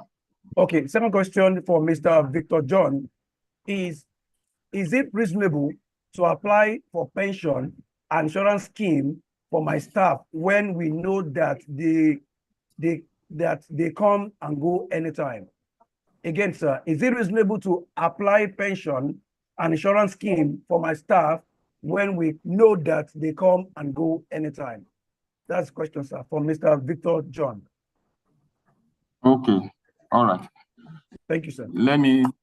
All right, sir. Thank you very much, sir. Let me attend to those questions. I think the first one is benefit of engaging insurance company as tools for cleaning business scaling. That's correct, sir. All right, sir. So just like what we've been discussing, definitely there are a lot of benefits. There are a lot of benefits because number one, insurance is meant for you to sustain your business. If you don't have insurance in place and you are faced with some uncertainties, events that can wipe out your 10 years, 5 years investment, then they used to say that it's not good to be penny wise and pounds foolish. I'm sorry to use that word, but I could not find any appropriate words to use. That's why I use it now. That penny wise and pounds foolish. What you pay for a motor vehicle of about 6 million as an insurance premium is something that is so compared to the cost of the car. Maybe you'll be paying 5% of 6 million for a year. That for a year, if you divide it by 12 in a month, you see that it's not compared to the value of the asset that you have. Insurance is more or less like a peace of mind, though it's only God that can give one peace, but to some extent, it's actually, it gives you that assurance that at least if anything happens, you still have something to fall back on and get back to business. But if you don't have insurance in place, you won't be able to get back to business easily. Maybe you need to seek for, you can go into your personal saving, company saving, you can break investments in order for you to make sure that you put the business back. But if you have insurance, you pay premium of 1 million naira and you have a loss of close to 500 million or thereabouts, and you get a compensation of about let's say 350 million with your 1 million naira premium. Is that not something for you to get back to business? So definitely, then for you to scale up your business. Hello? Okay, can I continue? Yes, I said that's fantastic. Yes, please, okay. I can hear you. So, just like they mentioned in for some of us that are Yoruba, you know, I mentioned that if you have a claim of like 500 million, you are able to get like 350 thereabouts as compensation. It's something that is very, very okay. Because some of us that are Yoruba, you understand this thing. They said, Adojutofo, that is insurance for you. It will give you a kind of leverage. It might not give you the whole 500 million that you have suffered as a loss, as a claim, but at least it gives you something that is reasonable. You can still go back, maybe add little money to what you have and purchase that equipment and purchase that chemical and continue your business. And there will be no any business stoppage. For example, you don't have cleaning equipment again, it has been stolen, and you don't have insurance in place. Then, and you have to go into your saving, and which is not part of the budget before, because it's a capital asset, is already valued in the books of the company. You understand? You know, accountant will tell you the value of that equipment, what it's worth in the, as in it's you know, every equipment is what every equipment worth some amount of money, which accountant of the company has to be accountable for. Yes, they have to be accountable for it. That's why you see some companies, even they do asset tagging on all their equipment, asset tagging and tracking. That's another area. Asset tagging and tracking. Even to their laptops, they tag it and they track it because they place value on those assets. Because without my laptop, I might not be able to function very well in my office. Yes, I might not be able to function very well. Yes, I have the intellectual property to display and all that. But what about the tools for me to communicate it out to the clients? So I might not be able to discharge my functions very well. So that is insurance. And for you to scale up your business, you know, I mentioned that you having insurance in place, even in bidding for contracts. In bidding for contracts, it's just like somebody that wants to get a job, and they will put some things like if you have some professional qualification, is what an added advantage. It's an added advantage for you if you have insurance in place. Where I think this morning, I did a report to a colleague of mine. He actually asked me to do some what do you call it? The findings for him on a particular client who wants to guarantee another client. So a particular client provided somebody as a guarantor. So when we did profiling of that client, I found out that, guess, the person that wants to guarantee somebody, you want us to give him a bond. The person is a something tire seller. When I see it, I say, number one, I told that my colleagues who is in the department that, number one, this person is a tire seller. It's not a corporate organization, and there's nothing, it's not registered, a tire seller. You don't have any, just a tire seller. You can't guarantee a bond that he wants to give to a client. So we asked the client that we should go and look for another guarantor before we can issue the bond for him. So we can't accept that kind of unstructured company. So if you have insurance in place, before you bid for a particular project and all that, during the preparation of your proposal, you put your insurance certificate, maybe the one for your staff, that all your staff, they are covered under employer's liabilities, which is mandatory by law. Yes, it is statutory. You have to have employer's liability in place. It's statutory now. Your assets is there. In fact, loss of revenue, there is insurance for loss of revenue now. We call it business consequential loss of revenue insurance. Yes, there is. You can pick it up and you can obtain it as well. So if you have all that and you package it as part of your proposal, I'm very sure that will give you an edge in taking up that contract, apart from other factors. But if it's based on the documents and with God factors with you, definitely. And getting a business, getting that contract, it will scale up your business as well. So those are the benefits that insurance will give you. The peace of mind, you know, compliance with the statutory requirements, and also in business bidding to show that you are a responsive company, that you have insurance in place, that you are, you know, it's a lot of benefits. So I think on that, they will move to the next question that is it good since some of our staff, they leave and all that pension and insurance scheme? Yes, you can. Number one, pension is statutory, and one of the insurance scheme is also statutory. I think the insurance scheme you are talking about, this person is talking about is employer's liability that you have to do for your staff. Yes, they are statutory. If you have to comply with them, you have to comply. Though I heard that, okay, pension is still compulsory for every registered, reputable organization for you to have pension in place. The only thing that is not compulsory again is the what do you call it? NASIF.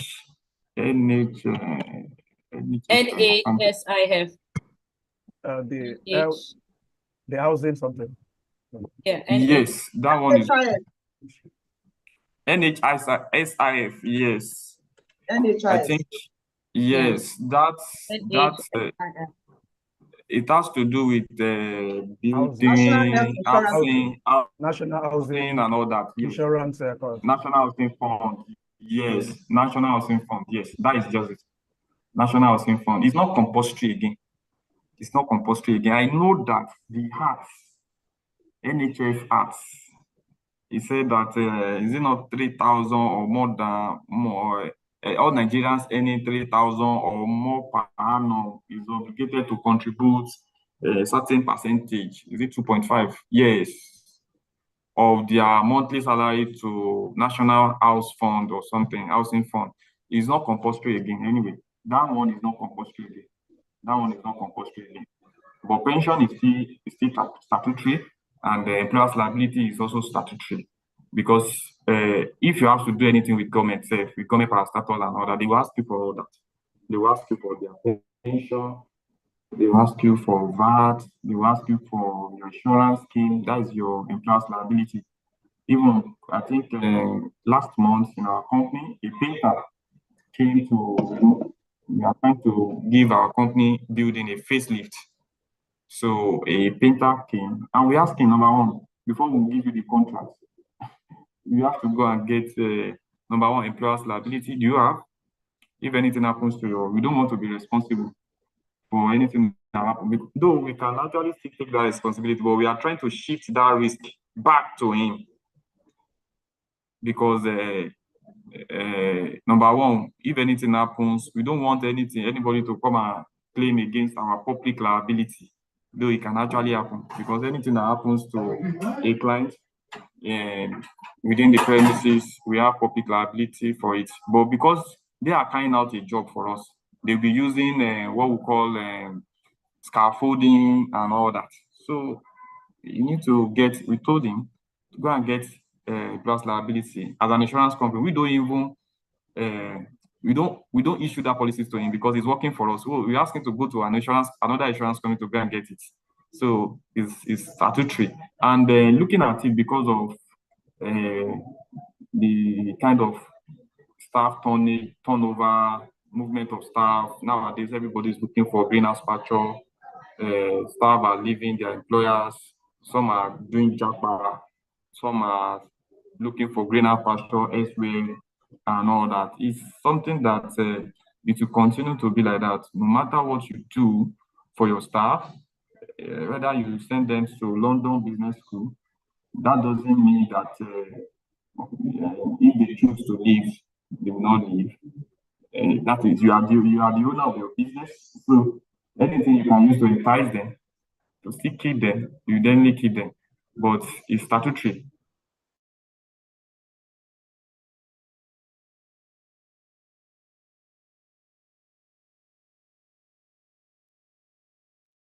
Okay, Mr. Tunde. One for the pension. I think for staff also have their own proportion.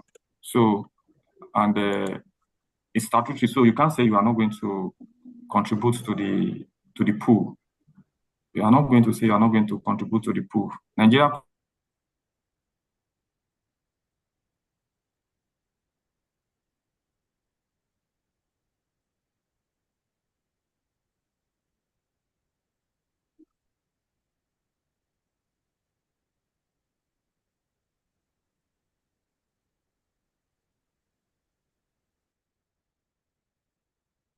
Continue wherever they are going. And mind you, they won't be able to have access to that fund. Now, even if they want to have access, I think it's about 25% of it that they will give them if they are out of job. Maybe that means they don't have any job again and all that. And at retirement, it's not something that you can have access to. Even at retirement, they won't give you everything once like that. So those are the things that I hope that has answered that question. Well, sir, I think it has. Although the person who has questioned is not here, but it has answered as far as I can understand. Please, I'm here. Oh, wonderful. Sorry, ma'am. Sorry. Okay, ma'am. I hope you are satisfied, Madam VJ Very, Consorts. very well. Wonderful. All right. So continue Mr. to VJ continue Consorts. to Mr. VJ yeah. Consorts. Continue Victor, to precisely. continue to do your insurance training, that is employers liability and pension. You know, as you are paying them salary, you can structure it. You have a very good accountant in place. They will structure it. The one that you contribute fully funded. You know, the scheme is contributory scheme. Yeah, and it's fully funded, privately managed, and it's based on individual accounts. So even if they leave your employment today, anyway they are going to, what they need to do is to submit that pension number, their PFA, and they continue with the pension. And they themselves, they can continue paying it by themselves, paying it to this one. So at their retirement, they were able to have access. It's just like a fallback. It's just like a fallback. It's a retirement fund. And that's why we say, you know, we talked about wage staff and permanent staff. You know, for your wage staff now, they won't have this pension in place. Or do you have pension arrangement for them? Madam VJ, do you have pension arrangement for them? No, I don't at the moment. Pension is retirement fund for your former employee. What I mean by former employee is that you employ formally, and it's being paid. You are not paying it to them. Sure, you know. You are not paying them into their account. You are paying it into their RSA, their retirement saving account. So, and employer, what you need to contribute is 10%. 10% of their gross salary. And what employer? Okay, employer needs to contribute 10%, and employee will contribute 8%. That's correct. I hope that is how your accountant is doing it. Yes. Okay. Yes. So, and on reaching a certain age, based on their health condition, annuity is paid to the employee.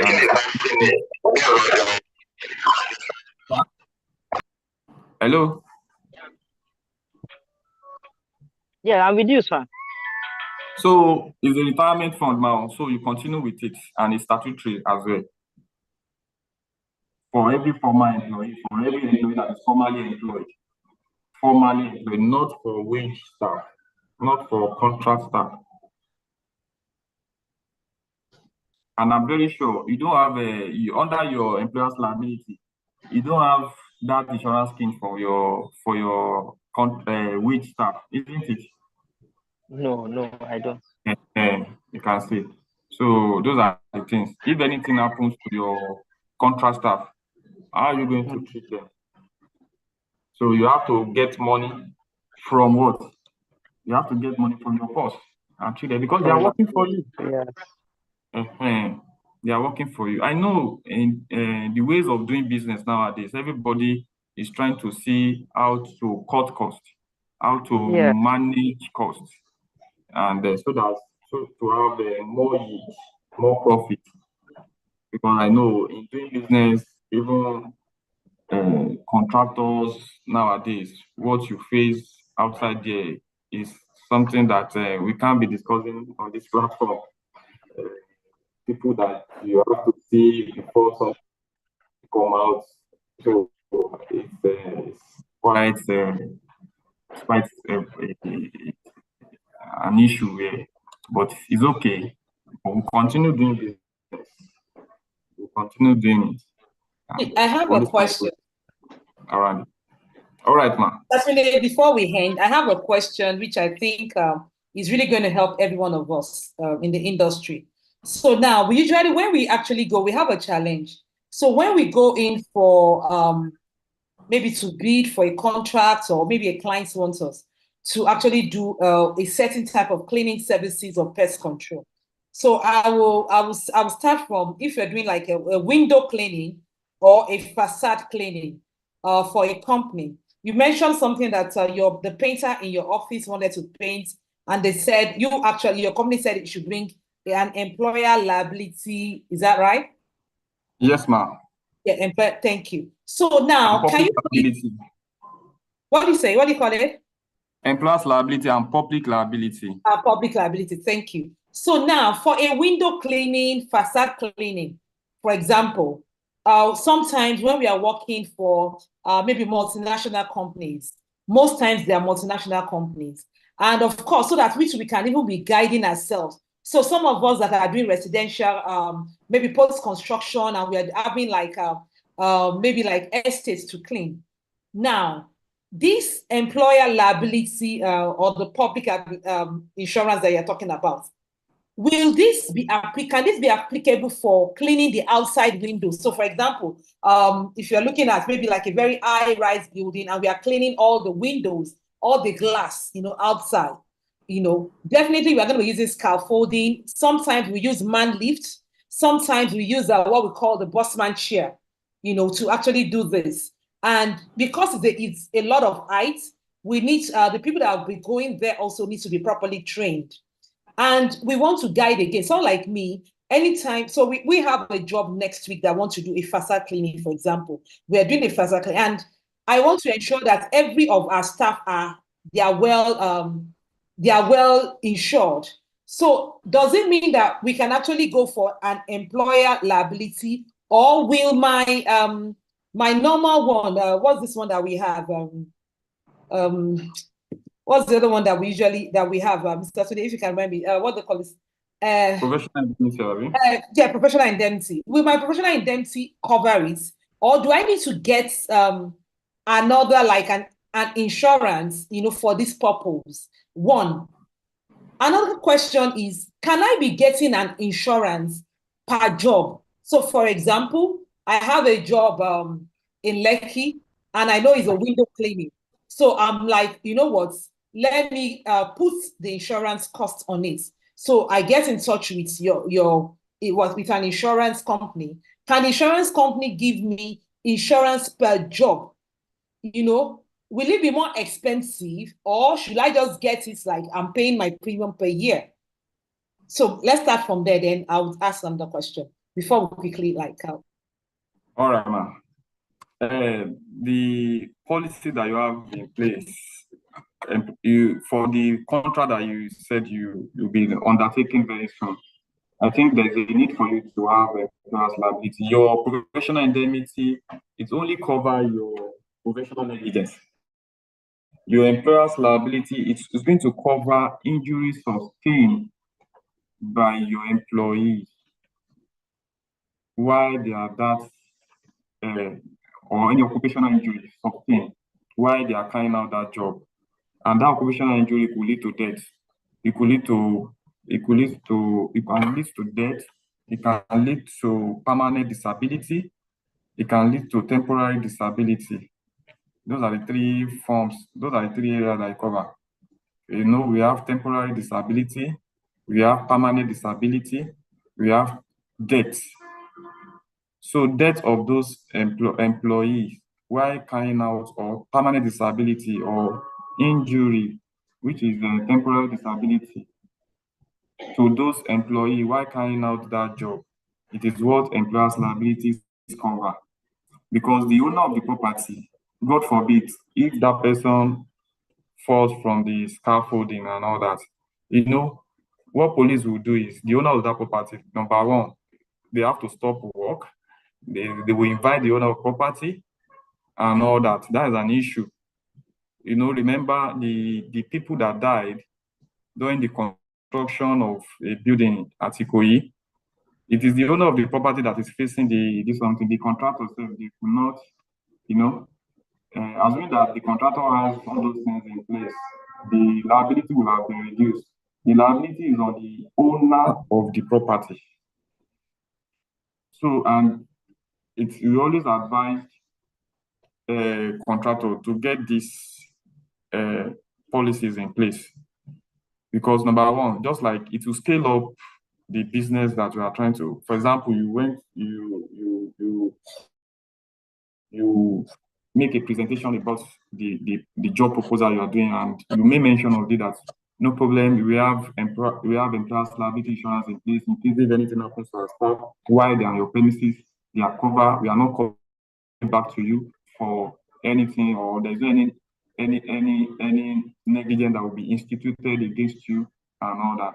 So you can scale up your business as well. So it's better for you to have it in place. Employers liability, it's very, very important. It's different from professional indemnity. Professional indemnity is to cover you against professional liability that will arise from your job. And that liability has to be to the third party, not your employee. It's your employee that will be carrying out the job. They are carrying out the job based on your instruction on behalf of your company. So it's your company that is carrying out that job. So any damage that they cause to the client's property, then you will pick it up by your insurance. But if there is an incident, injury to your staff while they are carrying out that job, then your employer's liabilities will take care of it. And another thing is, for the second question, that is it economically reasonable for you to be getting insurance based per individual contract that you are getting, or base it on just for you to have an arrangement for annual. It's fine. It depends on for me, I would say that it's good and it's going to be economical reasonable for you to get it per year. Just make an arrangement. All your employers liability, get an insurance cover, get an employer's liability insurance cover for them. So at each of the contracts, you'll be putting it. You can even get a certificate. You can give a certificate, not your policy that you'll be adding. So that certificate is only that certificate that you'll be adding to any of your proposals. So that to evidence that you have employer's liability in place in case if anything happens to you can also add your professional indemnity certificate to it for you to let the client know. Is it like a comfort to the client that come and is not while carrying out our job on your premises, if there's any damage, we have this limit with insurance, we have these certificates that cover our activities here, we will definitely take care of it. So that is like a comfort to your principal. That is your employer now. That is the people that gives you contracts. That is like a comfort to them. So they will want to do more with you. They will definitely want to do more with you. Because the fear is like our own. Our fear is if these people, they fall down from, it's not even my department that are in charge of contracting that kind of contracts to vendors. But when they want to make that arrangement, they invited me that what type of policy that they think our corporate service department, they invited me what type of policy they think that they can ask these people to bring, because and I told them these are the risks involved. If these people died in our premises and all that, is this vendor, is he a well-established vendor? Okay, if he's a well-established vendor, let him go and get so, and let him go to another insurance company to get it. Because if he gets it from us, so if anything happens to him, we are the one that will pay. So it's like we are using something like that. So we now ask him, go elsewhere to go and get it for us. He doesn't have it. But if you have it, you can just submit it. You can submit a certificate and all that. So, but if the client is looking at like your professional indemnity now, the client might be looking at, okay, the value, they might not want to consider maybe the limit per occurrence of what you have in indemnity, your professional indemnity insurance. That's CI.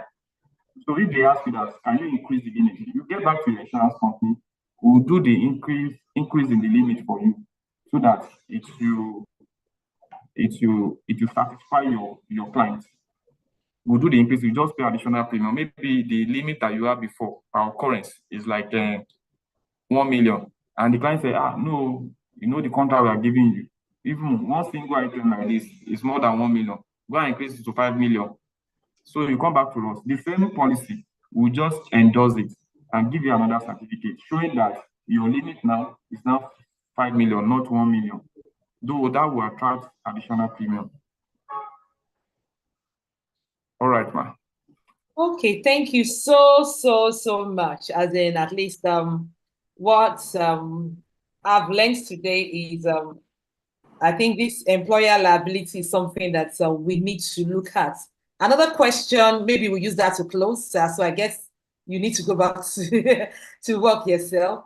Another question that I want to ask, which a lot of people usually ask us in the academy, is if we are going for a startup, for example, if we buy equipment, so we have people buying equipment from our store, at a Cleanpest store, and they now they give it to some of their staff, and this actually gets damaged. Yeah. Now, can they immediately that they are buying the equipment, if they want to insure the equipment, yeah, how much, can they insure an equipment that is actually less than 100,000? All right, ma'am. Yes, you can insure equipment of any value. You can insure equipment of any value, regardless of the value. You can insure equipment of any value. Whether it's less than 100,000, you can insure it. For example, okay, will it be all risk or what? And it depends on the nature of the equipment. If it's equipment that is handy in nature, that they carry from location A to location B, from different locations, yes, we advise all risk. Is when they acquire that kind of equipment, and we ask them, okay, what do you use it for? What are the, then we can able to advise them that, okay, go for this. For example, if it's generator, I will ask you, generator, if you are moving it, you definitely plant all risk will suffice for that. But if it's something, an handy equipment, handy, what I mean by handy, things that you can move up and down, definitely will give you a kind of all risk insurance to cover those equipment since they are handy. But if it's a plant and all that, we can definitely say, okay, fine, you can go for a plant all risk like generator, like crane and all that. Okay, so we have people in our academy. We have people in our academy. So I'm speaking on their behalf now. So for example, now at your own insurance company, we are looking at if we partner with your insurance company, and we are now yes, people that comes into the academy, we want their equipment, the ones that they have existing, we want them to be insured. Okay, and anyone they're actually purchasing also from our store, we want it to be insured. Yeah, and we want to have an all risk cover for them. Can you actually give us a very a good package that we can't get anywhere else? You understand what I mean? What I mean is a good package that if maybe the equipment, because the challenge that we are having now is equipment cost is very, very high, and we notice even to repair is high. So, for example, maybe if maybe a vacuum machine, we are on site now, and the vacuum machine actually gets spoiled. So we want to have a package specifically for people in our academy, and for people also that actually sign up also for a business clinic. We want to be able to have a package because we are looking at how we can reduce the risk in our business as much as possible. So we want to have a very good package that is not expensive because we are all growing companies. So we want, I don't know, maybe you can come up with a plan for us as an academy, as for us even in the business clinic, so that we can be able to sign up to this kind of package, and you now be able to let us know what you understand is actually going to be in place. And also, like I said, we always have people, we always bid for jobs. So when people are going to bid for jobs, they can always reach you, you understand, so that they are doing window cleaning. They can always reach you that, yes, maybe they want to do a one-off insurance. Yeah, we want to be able to do that. So I don't know, maybe you can come up with something for us. All right, man. Thank you very much, man, for the opportunity to actually talk more about insurance today. And for your request, definitely we can make a kind of an arrangement for a mobile group academy. Is that what you call it, man? Yes, sir. So we can actually make a kind of an arrangement, a kind of pool for the academy, so that every members of the academy can actually enjoy what I call a discounted rate, and a discounted rate, so to speak, and they can actually apply or obtain policy at any time for any single transactions at a reduced rate as well. Since they are part of the academies, we are trying to harmonize them together so that it will be like a group package policy. So definitely we can make an arrangement for that. It's possible. It's possible. We do that for a lot of our clients, like employee of Chevron. Like employee of Chevron, we didn't insure because all the employee of Chevron, we insure their vehicles and all that. So we put them under employee of Chevron. So individuals come under employees of Chevron, and there is a discounted policy. Since the insurance has to do with law of large number. Law of large number. We don't believe that everybody in the academy will have a loss at the same time. That is how we calculate our risk. I don't want to go into that nitty-gritty. That is how we calculate our risk. For everybody that are on call now, we all have one risk. What insurance call a risk is the asset that we are insuring. Because once we insure your asset, because it becomes our risk, so we call it risk. So if you are insuring your building with us, that building is a risk to us. You understand? It's different from the layman language. Layman language will see something that is risk as something that is terrible or is risky or something. But in insurance, risk is part of our business. Risk is what we insure. We insure risk against hazard and exposures.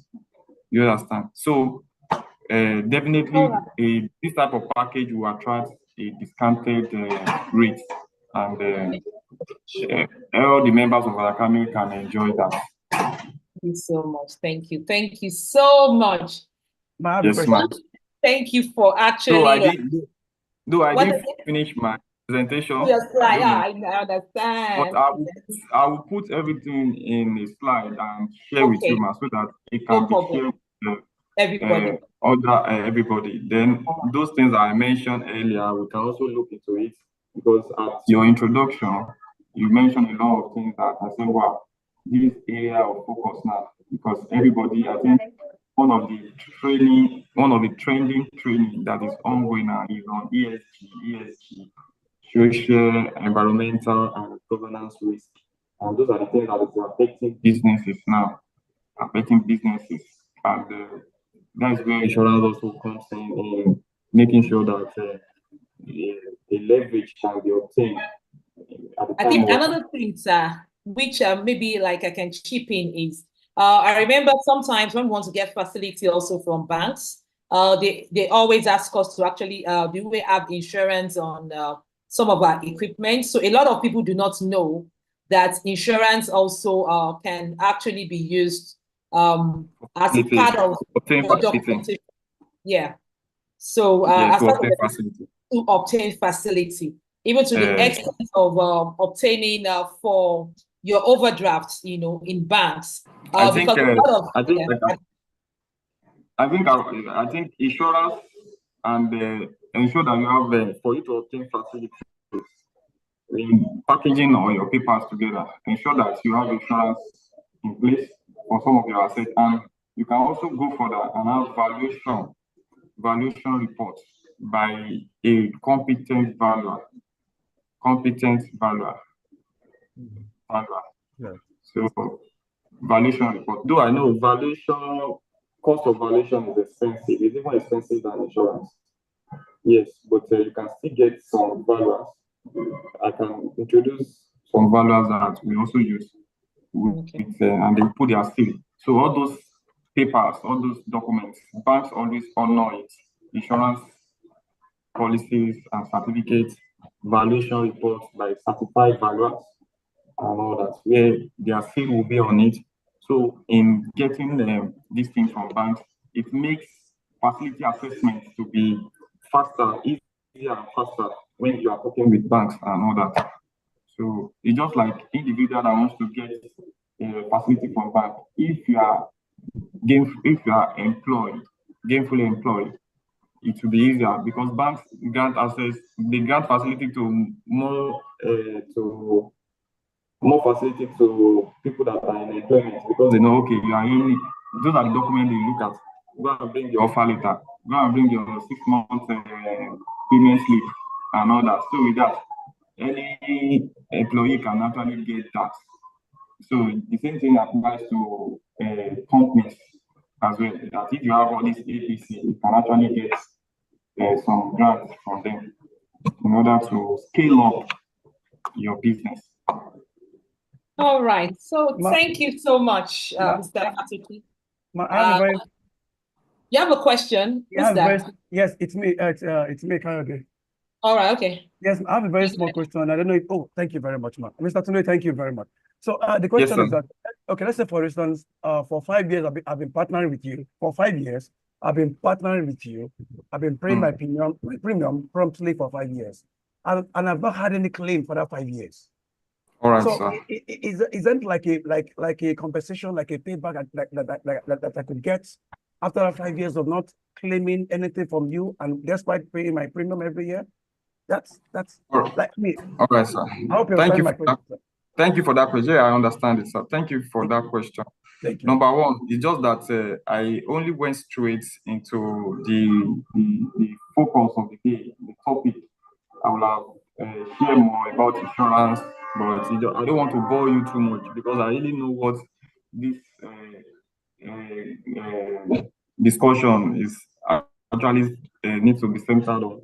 So that is why I didn't bore you too much on insurance data. Basically, we have 2 types of insurance. We have what we call general insurance. Okay. General insurance is what we call non-life insurance. And we have what we call life insurance. So for general insurance, it's an insurance of indemnity, where compensation will be paid when you have a claim. And for life insurance, you know, I told you general insurance is not life, where you insure your motor, your building against fire, burglary, and all that, marine, goods in transit, and all that. But life insurance is where you have all this annuity package. They are more or less like they are benefit insurance. We call them benefit insurance because you benefit from them after contributing for number of years. Like annuity, we have different kind of annuity. We have the one with 5 years. We have life insurance separately. We have so for annuity, you definitely get compensation after paying for a long year. That is benefits. You get benefit with interest. All the premium that you'll be paying based on your sum insured. You know, you have a sum insured. For example, if you have a life policy, you get benefits. The only benefit you get from life policy, you are not going to enjoy it. It is your beneficiary that will enjoy it.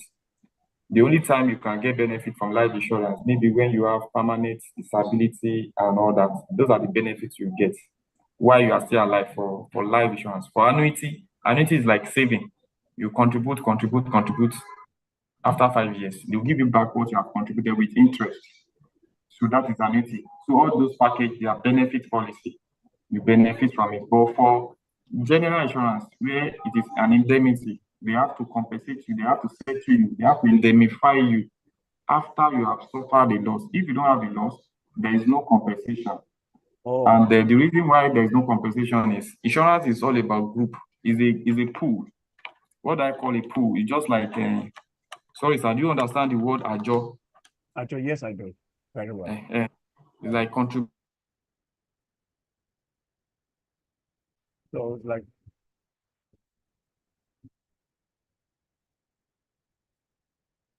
hello. Okay, so thank you so much once again. And you know, Mr. I just all of us, it might be on February. Okay, I said insurance is like a pool, and I now said that pool. We can hear Hello, you. can you hear me now? Yeah, I can. Okay. Okay, I said it's like a pool, and what I refer to as a job, that individual that's in that pool, they have their own time that they will pick their own contribution. Do you understand? Okay. You that pick in January, you won't come in February and say you want to pick your own contribution. So for the fact that you don't have claim, Yeah. because Yes. not that you don't have claim, we have other people in the pool. You are not the only insured that we have in the pool. We have a lot of the people in the pool. Today now, a friend of mine, part of the friends that are insured their vehicles this year, that have insured their vehicle. This year, I've insured a client that pays on one particular vehicle, it pays about 3 million naira. The value is about 60 million. Yeah, the value of the vehicle is 60 million. It pays 3 million naira. He hasn't made a claim, but I've seen somebody that insured a vehicle for 3 million and he has made a claim of 500,000 this year. You understand? So it is from that pool. You might not really have a claim, but other people are having claims. That is how insurance works. You know, sometimes people always ask us, how do we make profit in doing insurance? Numbers. We make profit by having that large pool within our portfolio. So it's by having the large pool, we're able to compensate others that are making claims.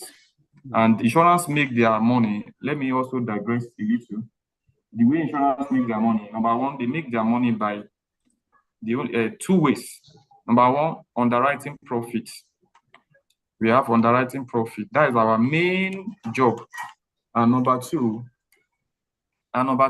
is the investment profit. Investment profit. Those are the 2 ways, whether you are life insurance or non-life insurance. This is the 2 ways we make profits. So underwriting profit is by ensuring that, okay, every risk management is in place, no claim is coming. Maybe a number of us that we are on group now, we have insurance, and there's only one person that makes claim, and the claims we are able to settle it. It didn't erode every of our premium. That means we have made profit for that year. That is it. Then investment profits from the money that we've collected from people insuring public. We don't just sit down on it. We also do some investments. We have investment departments. They also invest and all that. Sometimes it might be from return on our investment that we use to pay claims, not even from our underwriting underwriting money fund. Underwriting money are the money that we receive in form of premium. So those are the things. So I won't want to bother you too much, but the only idea I wanted to have about insurance is that insurance is a pool whereby if you don't have claim, other people in the pool might have claim. That now that we are going to set up a mobile group academic insurance package, I mentioned it earlier that not every members of the group will have a claim, but if somebody has claim in the group, though the group is not from the group that will be settling, it's from our own pool that will be settling the claim. So that is just the simple explanation I can provide. Thank you very much, sir. That's okay, sir. That's good enough. Thank you very much for today. All right, sir. Okay, thank you so much, Mr. Nei Fatoki. We are so grateful for always saying yes when we call you. May God honor you. May God bless you. Our prayer is that we will see you on top always and never below.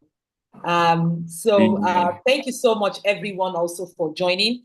If you know that you have actually learned something today, remember at the business clinic, we actually bring different people from the different industry, not necessarily our cleaning and our pest control industry, because we need to learn how to do business. It's not just learning how to mix chemicals or understand chemicals. You need to learn how to do business at the same time. And if you did not remember anything today, if you did not learn anything today, let me make you to learn something. So anytime you are going to actually do that bid, or maybe you're going for a window cleaning, for commercial cleaning, always learn to ask your clients, put it there, that you are insured, okay? Now, when especially the commercial, you're going for commercial cleaning, that you are insured, and of course, be insured. That's what it simply means. The reason is, even at this time, the period we are now in Nigeria, can you imagine you go and collect maybe a job of like 10 million or 15 million facade cleaning of a commercial building? And of course, they're not going to give you anyway, even if you don't have the insurance. You need to have insurance with all those kind of companies before they can actually give you. But the point is, you need to have very good insurance company. And of course, what I also learned today is the employer's liability. A lot of us, we do post-construction cleaning. When you get all these big jobs, please, you can't afford in this age, God forbid, if anything happens to any of our staff, and you now have to start rushing them to an hospital. If you rush them to an hospital and you don't have an insurance, and of course, there's nothing you can do about it, you have to pay. Where's the money nowadays? So there are several things. You are buying equipment. At this age, you need to understand that when you are buying equipment, learn to insure it. Learn to insure it.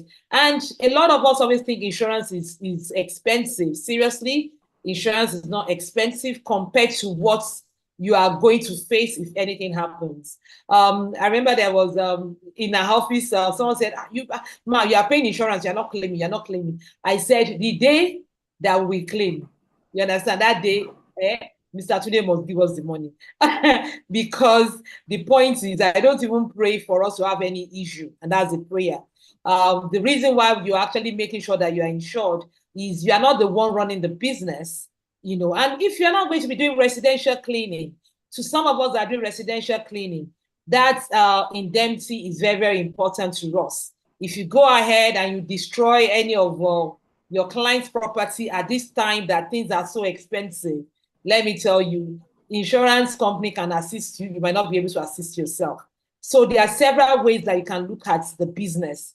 It's not, you don't be so myopic that you are looking at the business, that your business cannot grow to be insured. Think about it that you are going to be insured. Another thing that I remember someone telling me that, oh, don't put that you are insured. Don't let your clients know that you are insured. To some extent, I agree that some clients, I remember that there was a client we actually told that we're insured.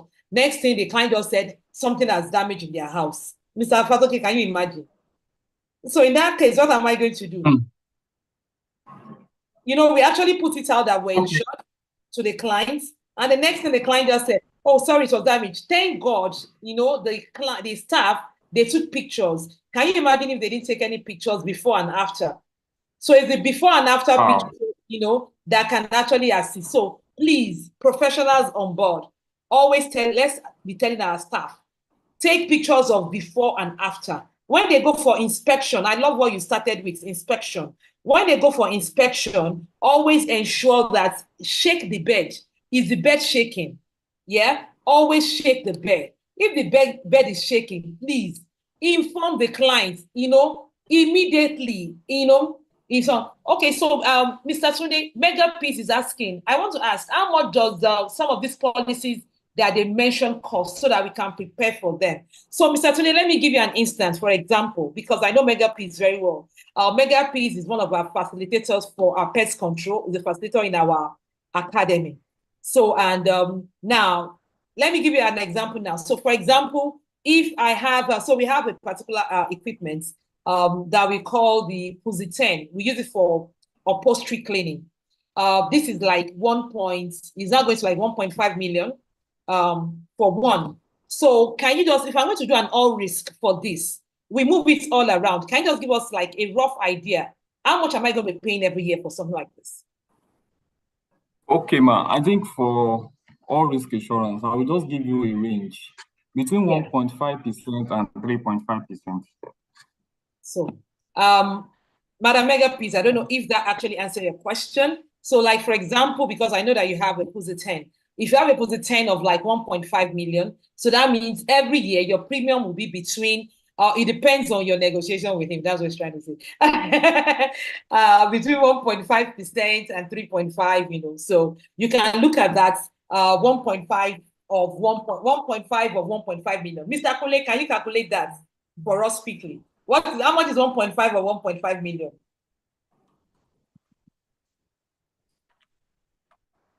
Or can someone calculate for us, please? Do we have any mathematicians? 22,500. Thank you. 22,500 naira. That's how much you're going to be paying a year. So now let me tell you one thing about that deposit 10. Do you know that the handle of that deposit 10 only, the wand is that long thing. That wand alone, last year, February, it was going for like 150,000 naira. As I'm talking to you now, you need to have nothing less than 350,000 if that thing gets broken. If that wand gets broken, you need to that's the truth. So it simply means that if your staff, you understand, if anything happens, because that happened to us, one of our staff took the deposit 10, they took it out. So they now they got to the client's house and they left it by the driveway. So the driver did not know that the deposit 10 was there. Next thing, the driver actually drove on top of the deposit, on top of the wand. That was how the wand got broken. And we had to pay 150,000. Anyway, the staff paid for it because that was their carelessness. I didn't tell Mr. Tunde, there's no need of me telling, because that's their carelessness. You understand? So because we always tell our staff, even though we are insured, it doesn't mean you should be careless. If you are careless, you pay for it. Insurance is not going to pay for carelessness. Insurance it's not going to, because if not, our staff will just be spoiling things. And that's the truth. They say, at least they are insured. If it's spoiled, they'll call the insurance. No. We are insured, but we have made sure that their mindset is not that because we are insured, you can spoil anything. You spoil it, you damage it, you pay for it.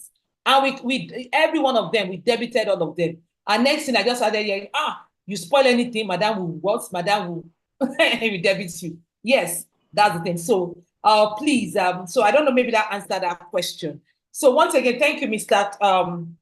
Fatoki. We are so grateful. I'm sure so we'll be expecting the package that you want to have for us so that someone like Mega Peace can also tap into it, because I know that she's really interested in insuring some of their equipment also. So please, we'll be expecting your feedback in the academy so that we can be able to reach out to more of alumni and people that are coming to train, so that they can know that if they come into the academy to train, they will see the benefits.